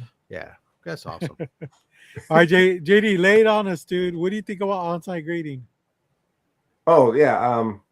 That's the only way I would do it. Only because I've had books lost, and just to get it right back, especially something like when you're talking about first appearance of Spider-Man, it's there. books, and yeah, I want it 100%. back, and it's crazy. I don't even want to. I want to walk with it. When Yeah. it goes through But like the second a best working thing would man. probably be the I Florida can't- part. Like I would pay for it, even though I'm not gonna. I hate the humidity over there. I'm too scared to let something like that out of my hands.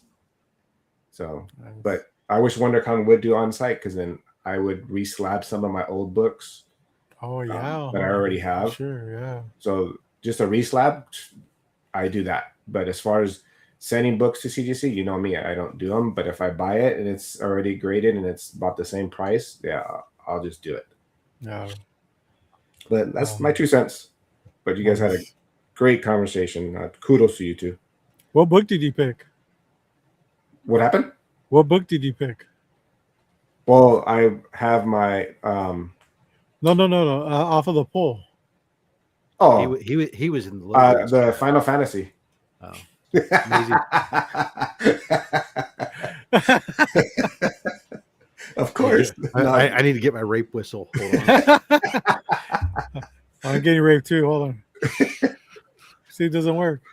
No, blow on the this wiener. Fantastic Four. I Nice. like that one. Yeah. There's something See? about blowing into a wiener until it screams. It seems wrong. I'm not sure why. Oh shit. All right, you guys want to get into some pickups? Sure.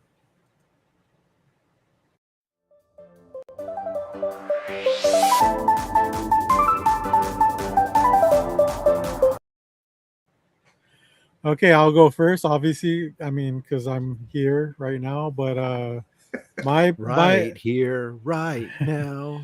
my picks are. I'm not gonna lie, they're pretty weak. But they were great thrift store finds. Ooh. So Nice. normally at thrift stores I don't find good stuff. It's always like 90s junk and not even close to being keys. So It's 30 years old. It's got to be valuable, right? yeah. But- So these books I grabbed, nothing too crazy, but I was, I do like Tick books.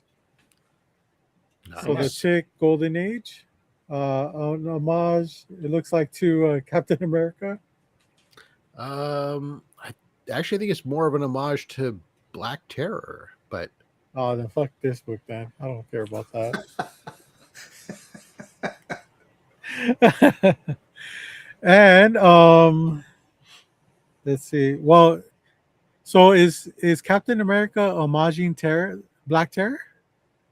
no, I don't know. I'm just there's several characters that from that time period that were all fighting Nazis and had similar. They had sidekicks. It had similar looking covers. I just was thinking that for some reason that one seemed to stand out to me more like a cover I recall from Black Terror. Schomburg was doing a lot of them anyways, whether it was Captain America, Black Terror, or whatever. So Yeah. I'm not sure. And it's a bondage cover too. I just noticed that right now. Oh yeah. That makes sense. I don't see any Nazis though. Do you see any? Well, they're stand-ins. They just have a skull because they're Punisher. yeah back in the look at they've got the armbands, but they don't have they're not red armbands with a symbol. Instead, it's just a yellow. They're stand-ins. Politically correct. That's who it would have been when you're paying homage to a golden age, that era. That's was Nazis, or it was the Japanese, one or the other. Wow. And the last Italians book got off easy. The last book I have from the thrift store pickups is New Mutants number 8. First appearance of Surge. Yep. I love this cover, man. I think it's like really nice. She's like, no, fuck you guys. I like girls. What that Tick book? What was that? Golden Age Tick Golden Age comic. Number 1. In color. Okay, Sean Wayne.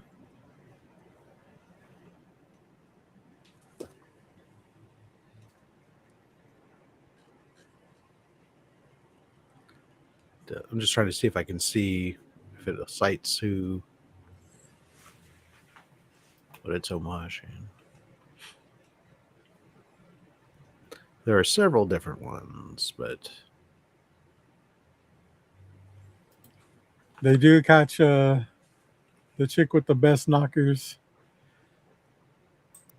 Her boots look like Gwenpool. Let's see.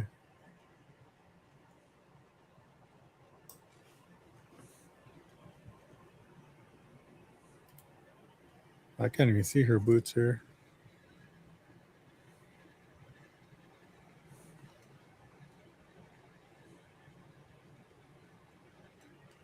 That's a cool cover, though. Yeah. They came shrink wrapped, apparently. Oh, wow. Because I could see that you can get one for still sealed in shrink wrap for like $20. I paid $1 for it. I got a steal. That was worth not paying for the shrink wrap. There you go. All right, JD, what do you got, man? See that right there?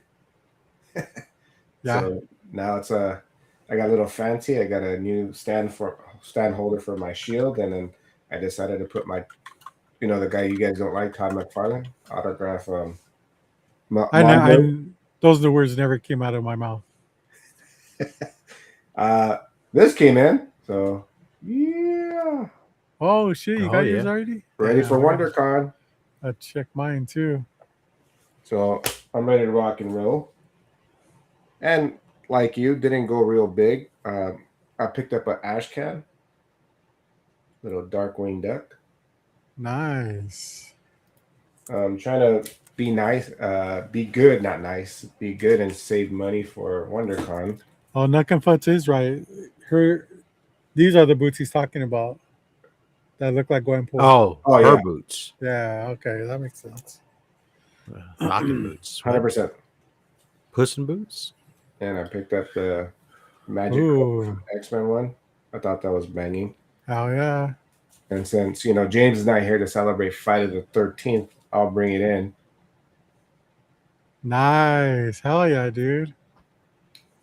I thought this cover was badass. And if everybody on the chat wants to put in their 2 cents of what this is for, or you two guys will probably know. So, oh, yeah, I know. I was like, hell yeah. And then Todd McFarlane's Spidey. I am a fan of his Spidey. So I picked up the Marvel Team Up variant. Wait. How did they do that? I mean, like, is it because it's on Image? Yeah, it's a Image Marvel crossover. They just agreed that they both wanted to get paid. Yes, Oh wow. Okay. and I I love mean, Logan Spidey, so I was like, why not? I have the original of that. I do too. Okay. I picked it up when it came out. I was like, oh, that's pretty cool. Nice. And that's it. I have to behave for another 2 more weeks. Yeah, dude. It's gonna be great. So I'll be hunting for one banger at least, or 3 bangers at a mid level.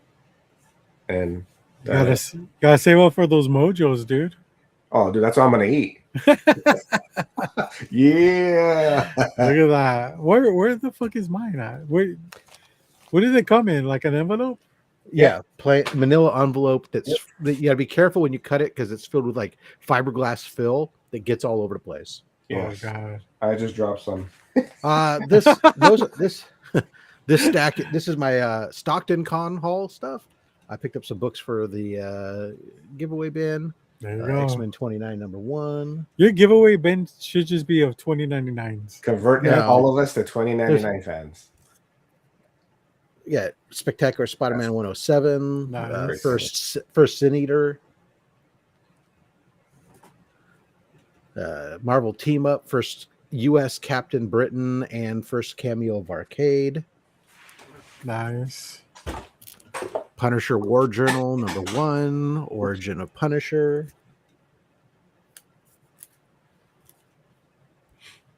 Tomb of Dracula 32. Nice. Tomb of Dracula 36. And Tomb of Dracula issue 3, first appearance of Rachel Van Helsing. Those are all going in the nice. Yep, those are all going in the giveaway bin. Also in the giveaway bin, first appearance of Omega Supreme. Oh yeah. Yeah. First Carol Danvers as Miss Marvel. Nice. I see you're going back to the old Transformers now, Rob. That's cool. These are going in the giveaway. Oh, look bin. at that. Oh, nice. First Insecticons, but it's Blaster, Power Glide, Cosmos, Sea Spray, War Spray, Beachcomber, Perceptor, Straxus, Kickback, Bombshell, Shrapnel, Dirge, and Ramjet. Oh yeah, dude. 13 first appearances. in a newsy. First appearance of Grapple, Hoist, Smokescreen, Skids, and Tracks. Jetfire becomes an Autobot. And Bruce Springsteen. My favorite cover. A lot of people's favorite cover. Yeah. First cameo of Jesse Baylor. That's almost my least Circuit favorite. Breaker. That's almost my least favorite cover of the whole run. Yeah, there you go. First appearance of Devastator. First cameo of Jetfire. Mm-hmm. Your favorite cover is the Dinobots. Oh, Yeah. I love that one. So those are all going in the giveaway bin. Now, Oh, this is for my PC. That's Spidey. I got another copy of Spidey Super Stories #1. I was super happy to pick up a second copy in just a couple weeks. I don't understand why you get multiple copies of the same issue. That's weird. Wait, you buy like multiple Adam Hughes covers? Spidey Super Stories issue 12. I decided I'm gonna try to go for this run, especially in good condition. They're difficult to find sometimes. That's a great Kingpin. Yeah, Yeah, exactly. That's a great cover. Issue 20. Nice. Sue Storm looks amazing. All right, there. 38. Yeah. So one of the guys that I buy from regularly had a bunch of these, and I just cleared them out of all that he had. Cool. Issue 50. Actually, I took that back. He had one issue left. He's the one I was telling you about that he didn't have the one book, and he's going to send me pictures. What's up, Tate? It's the Jaws homage cover from Spidey Super Stories. Yeah. So, Well, there's a Star Wars one too, right? Yep. I got that one. And then I get some Web of Spider-Man. Nice. Yeah, these are just some run fillers for for my PC. Toxic Avenger. 33. How close are you on the web one? Oh, not very far because I hadn't really been paying attention to it or focusing on it. I did all my work on it. And so now it was very super passive. It was kind of like if I got one, I held on to it. And now when I go to conventions, I might take a look in there and I'll pick up a couple while I'm there if they're in good condition. So it's web and spectacular. I'm kind of a little bit, I'm still only really this kind of gives me something to look for when I'm at a con. I'm not going on eBay and tracking them down and stuff, and they're not expensive books. You gotta show that book before though. Go back. It's just he's holding the football. Yeah. Why? I don't know. Is that the Watcher playing with the kids? Yeah, it's the Watcher laying down. Watcher. Watcher's about to get his nose picked or something. Gambit's in that one. It's crazy. It's Cosmic Gambit. The Cosmic Gambit. Yeah. Anyway, so I love triggering you, Rob. Oh, that's a great cover. I like that one. The Cult of Love, baby. Yeah.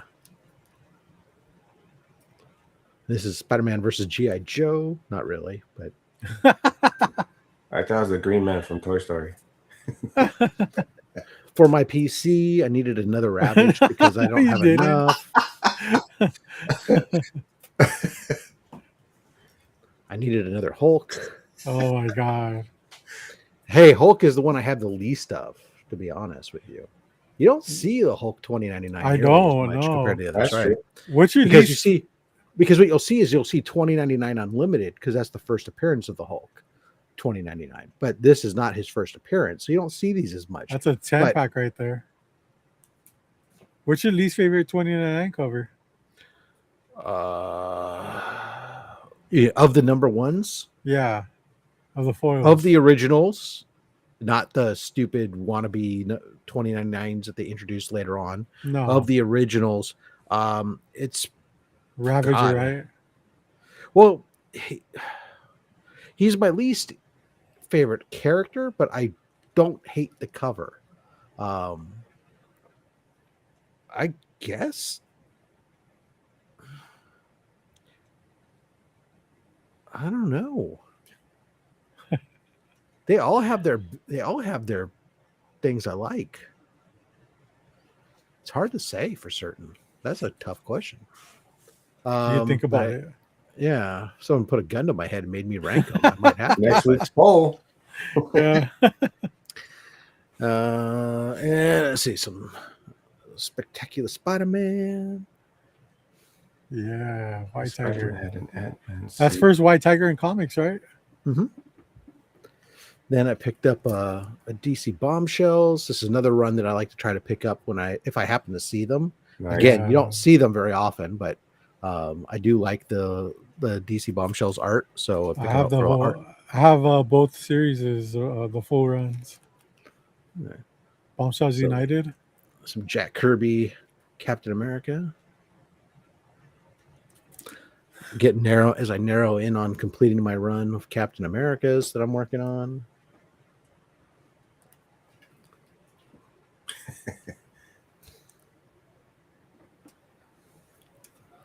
This is first Peggy Carter, full Peggy Carter.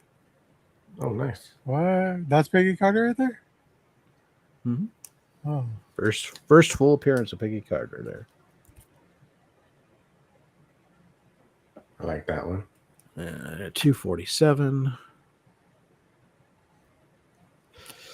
And then the last book I picked up there was a book that I did see. It was on my 25 big key hunt list that I was trying to that I keep if I happen to see the book and I have 25 books that I set up for the beginning of the year that I'm not trying to pick them all up, but it's just like these are books that I'm being cognizant of, and I've mapped out what grade and price essentially I'd like to try to get them at and stuff. And one of the books I wanted was there. There's a little bit lower grade than I was originally had myself mapped out to, but it was a better presenting book because the damage is on the back. So I went ahead, I pulled I went back there, got a really good deal, told the guy I had this much cash. If he wanted to do it for that price, I'd buy it. He agreed. and we pulled out that first Wally West and Nice. Hell first yeah. Weather Wizard. So Wow. Nice. You have great books, Rob. yep, so there we go. That was yeah, I got that one. You can see actually that this is what's wrong with the book. Why it's actually got the 4.5 is because it's got this 1.25 inch tear and this stain. But it's on the backside. Otherwise, even look at the back. Look how great the colors are on that. Yeah. So Yeah. the book otherwise looks pretty damn good. Probably would have been, if it wasn't for that back, I think it's a 6.0 easy. Yeah. Maybe a 6.5.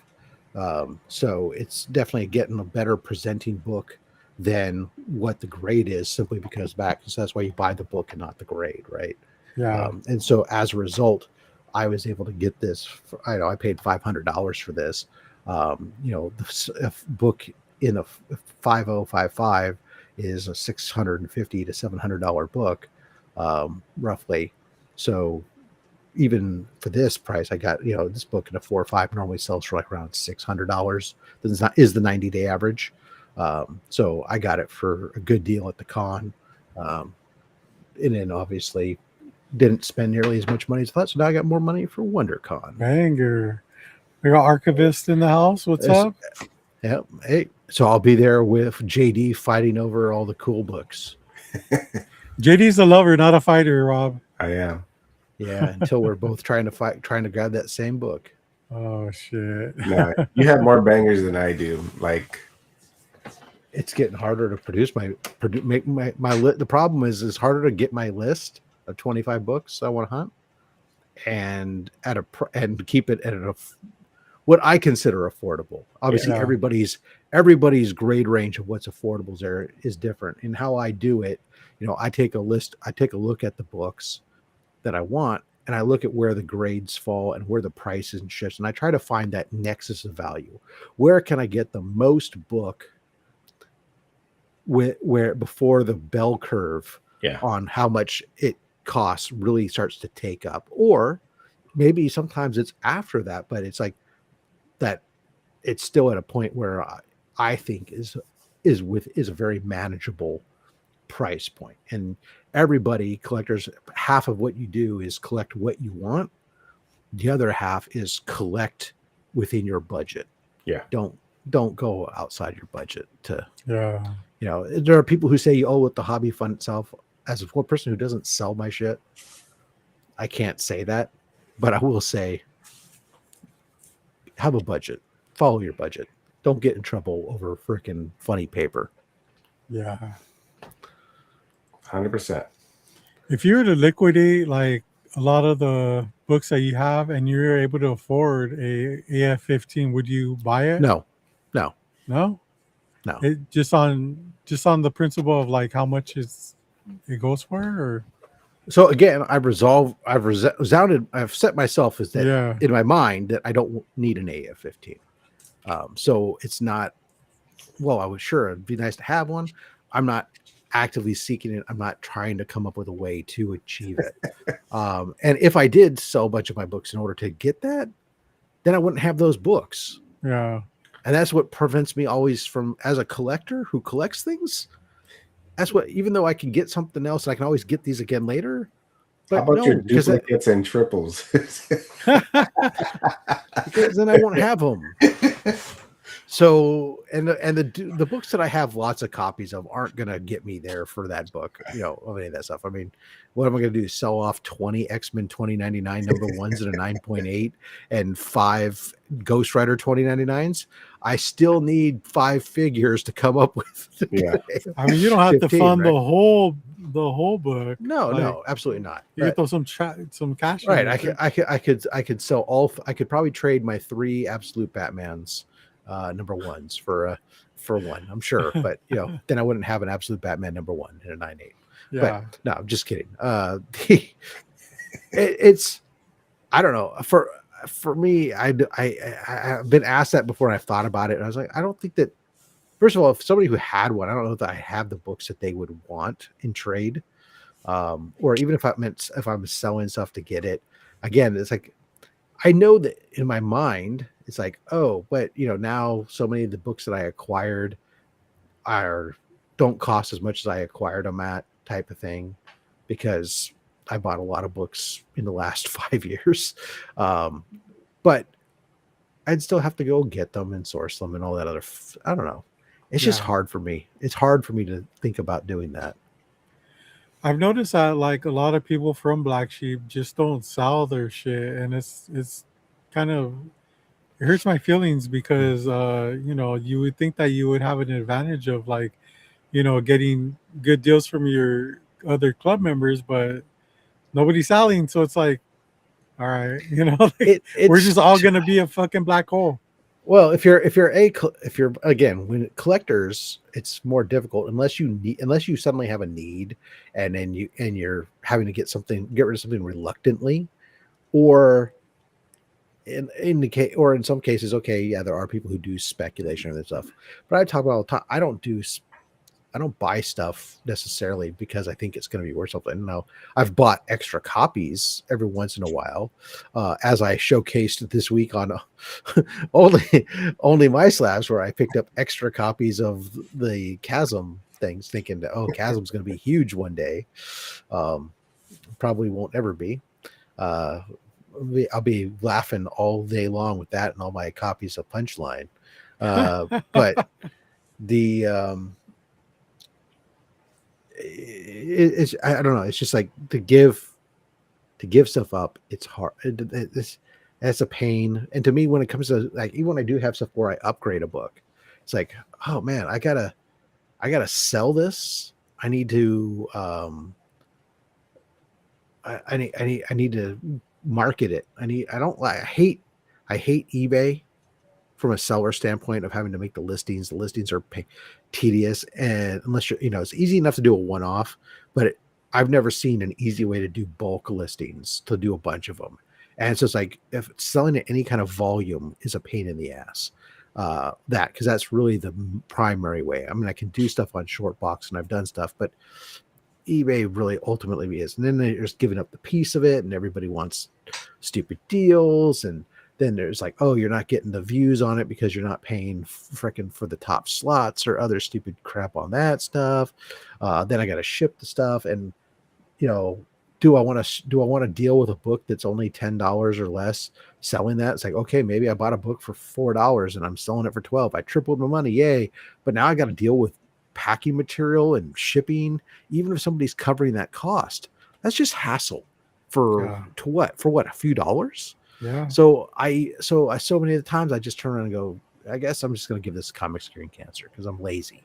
I probably could have way cooler books if I did sell some of these things that I upgrade and whatnot, instead of just handing them off to comic screen cancer. But I don't know. One day, Rob, you're gonna run out of things to put on your list. Sure. One of these days I'll be dead too. It'll be somebody else's problem.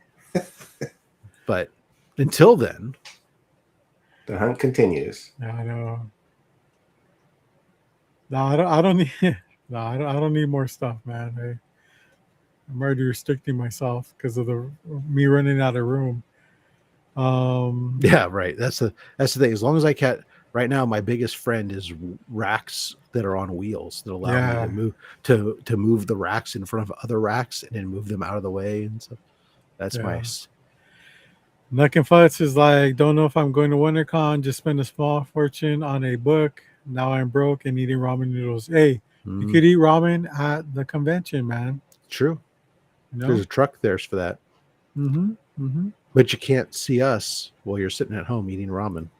Yeah, you're gonna tell me you're gonna miss out on WonderCon 2026? Come on, I thought you were a collector, dude. I do, Christopher. I do enjoy sharing. I mean, I think all collectors enjoy sharing their stuff. I mean, that's when you see car collectors and you see, or any hobbyist enjoy. Part of the joy is the hobby, doing the hobby, and the other part of the hobby is sharing that hobby with other people who enjoy the hobby. Humans like tribalism, And in your different hobbies is another form of tribalism. It's like hanging with like-minded people. We're a bunch of nerds, but at least we're not card playing nerds, right? That's what we established. That's what we established last week. That's what we call. That's what we call in the biz a throwback. Yeah. For anybody who was watching last week's episode. All right. Before we go, I just want to point out, Rob. So your camera's doing really well today, dude. I mean, I'm not saying it's perfect, but it's doing a lot better than what it normally does. Has been doing, right? Would you agree? Seemed like it was. Yeah. Now that I'm thinking about it, I'm like, what's different about today's show? Yeah, it's true. I see where you're going. That could make your camera do so much better. I think it's either James's face, that anchor, or your camera just doesn't like James. But man, this is great, man. Could be. Who knows, man? Oh, you got the card people going. Again, it was a joke from last week. Yeah. As a guy who played Magic: The Gathering in the '90s, I totally get it. But it is funny that you'll see the guy. You'll go to the card. So Mike, you go to the comic book shops and you see these. The younger kids are all there doing their car stuff or whatever, and there's some older guys that are doing it. But there's always this group of comic people that look back there, and they think that their shit don't stink. Like their nerdum is so much better than the other nerdum, and they feel mighty and superior because they're walking in there and I go, look at these fucking nerds playing cards. As they're picking up all books with cartoon characters on them. Oh, these nerds. You know what? I really just dislike the way that this character didn't fly the same way that these other characters did. Can you believe that Green Lantern didn't have a glow around him? My God. Well, apparently next week we'll be getting a preview of the new Spider-Man movie, right? I don't know. Yeah. Will we? Somebody said that in the chat earlier, so that's interesting. Cool. Oh, yeah. News to me. Cool. All right, guys, let's go ahead and wind this down. Oh man, JD, where can people find you, dude? You can find me here. No, you're not JD. I'm JD. You're JD? Find me anything Ragin this whole time. On Instagram and here on YouTube, chilling with the Black Sheep Comic Club, and here on the low grades on the second half normally. Yeah. I try to bring in the trailer and help them out, you know. Hey man, you're being just as consistent as Rob was when he first started joining us. This is great, dude. Oh yeah, because when I first started joining you, what do you say? Say that I'm not consistent? No, we didn't know. It's like this guy just keeps showing up every week. He's here every week. You guys take days off like regular days. I know, right? Yeah. James is like on winter leave right now. I know. Yeah. We can't take time off because Rob will get mad at us. Yeah, but it's always fun hanging out with you guys. Yeah. You just turn the keys over. Watch out, JD and I will take over. You guys will never be back. I know.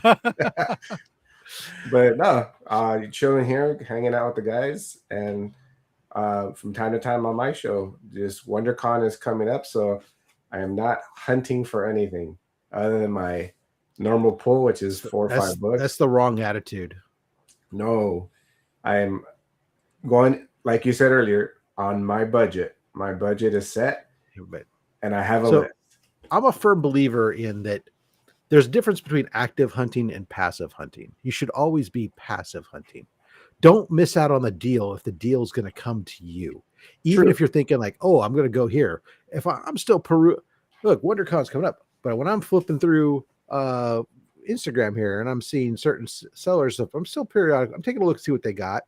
I'm digging in and looking because you know what? I'm not going to a book that's on my list at the right price just because I'm not because I got a con coming up in 2 weeks. Oh no, So no, I got, no. yeah. Don't get me wrong. Like I'm looking at my Spiro Heroes still. I'm going There to you go. J and There you go. J. Good man. I collect my fillers because I am a filler collector. I love to finish my runs, but I am not jumping on something that I see and I really want, like at the wrong price. So I'm being Oh yeah, don't very jump. conservative. Don't jump on something at the wrong price. Yes. Correct. Yeah. So the con is going to be just an opportunity to see certain books that I won't see at my LCSs. Yeah. So that's what I'm doing, just saving up for that and not spending extra cash on a fillers. Like I can find those fillers later. So that's what I'm doing. Got it. Yeah. Well, that makes sense. Yeah. Are you doing the commission or signature thing this year? I am looking at the artist right now, and I'm gonna probably DM one or two and see if I can get something, or I'm gonna do like you, which I've done before, walk around and one just pops up at the right price and I just buy it from them. Because I've done that once or twice, and I had my Robin commission there that was already made, and it was a doodle for him, but to me it's beautiful. And yeah, or sometimes you see them already sit down and ready done. I mean, that's the one book I don't have here, Stockton Con. I forgot to have it here. I went in there and I just happened to find a guy that had these beautiful pieces that I picked one up, and I was like, oh dang. Last year had a good chance of that WonderCon. I got 3 commissions that are done that I'm picking up that I already had booked at WonderCon. And I think 2 of the 3 are wraparounds. Oh, nice. So they're like I've set up. Your freaking Batgirl that's fire. Oh, dude! But these are like I saw one of these. I've seen Sean Forney posted the book that he did for me. I was like, oh, well, thanks for ruining my surprise. But whereas I got another guy who did one. He was all about to, and he's like, oh, do you want to see it? And I'm like, oh, no, I'll sit there. And he's all, oh, then I guess I'll hold off on posting it then. But it was great because he's a guy who like his price point is like super affordable. Like he's like normally $120 or something. Oh, that's good. And I said, well, I want to do something plus. Yeah. So I tell you what, I'll give you a budget of 200 and make it stellar. And he's like, oh, okay. So I can't wait to see what he did on that. But yeah, there's some good arts there, but yeah, walk around and see what you find. That's absolutely a great way to do. Yeah. Pick up some great art. That I'll probably pick up one for sure. Robert says he hates artists, so he's not going to get it. He's not going to even look at the artist alley. I didn't know that they had the final artist list.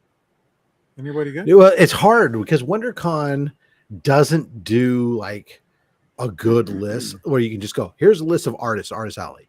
They have like their list of here's our special guests, which is some creators that are there, and then there's the artist alley, which you have to then kind of like go piece your way through if you want to proactively search.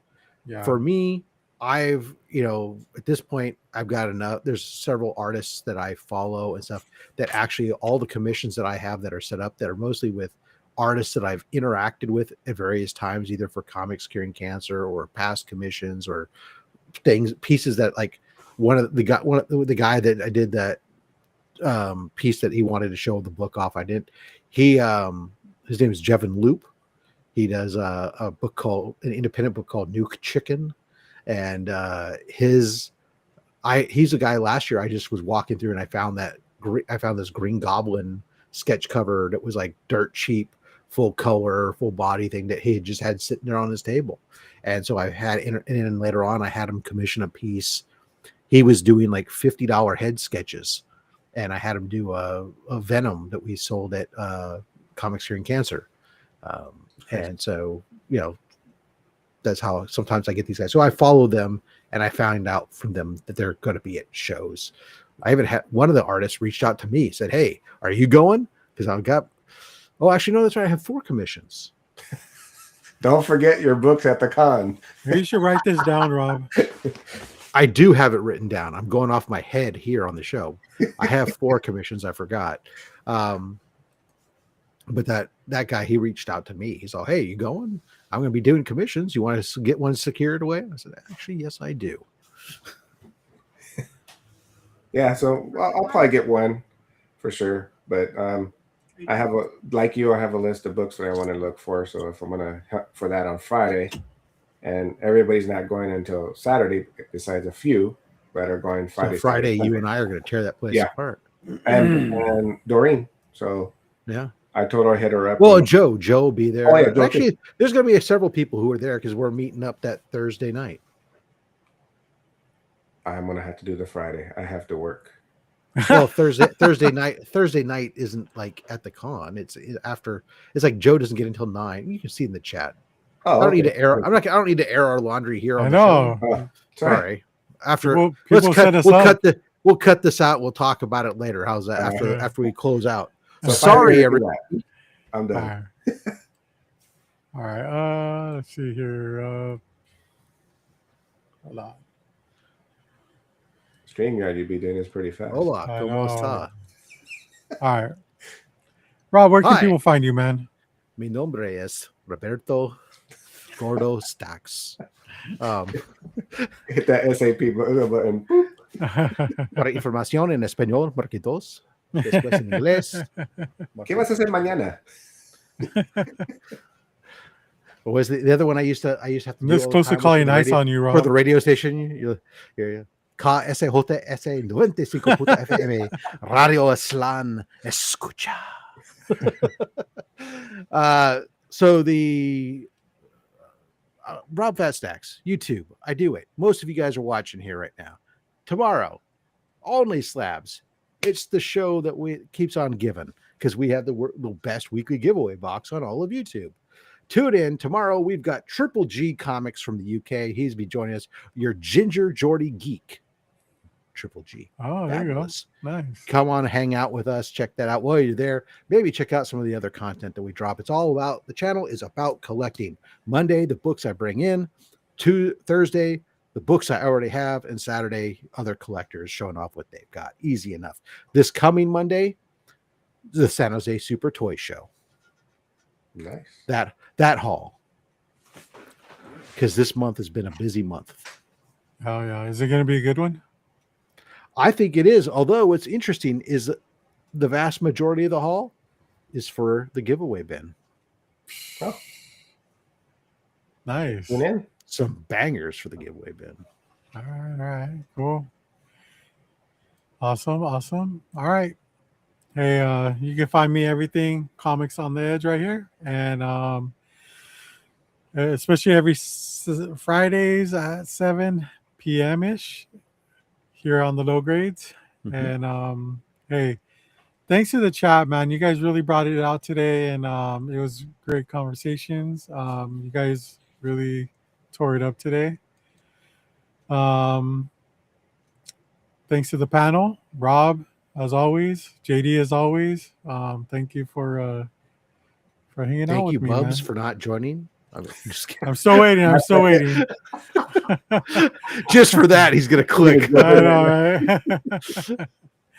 He's okay too. About my week. Yeah. Check us out next week. Again. Love you, Bubs. Yeah, for sure. But yeah, until then, Low Grades for life.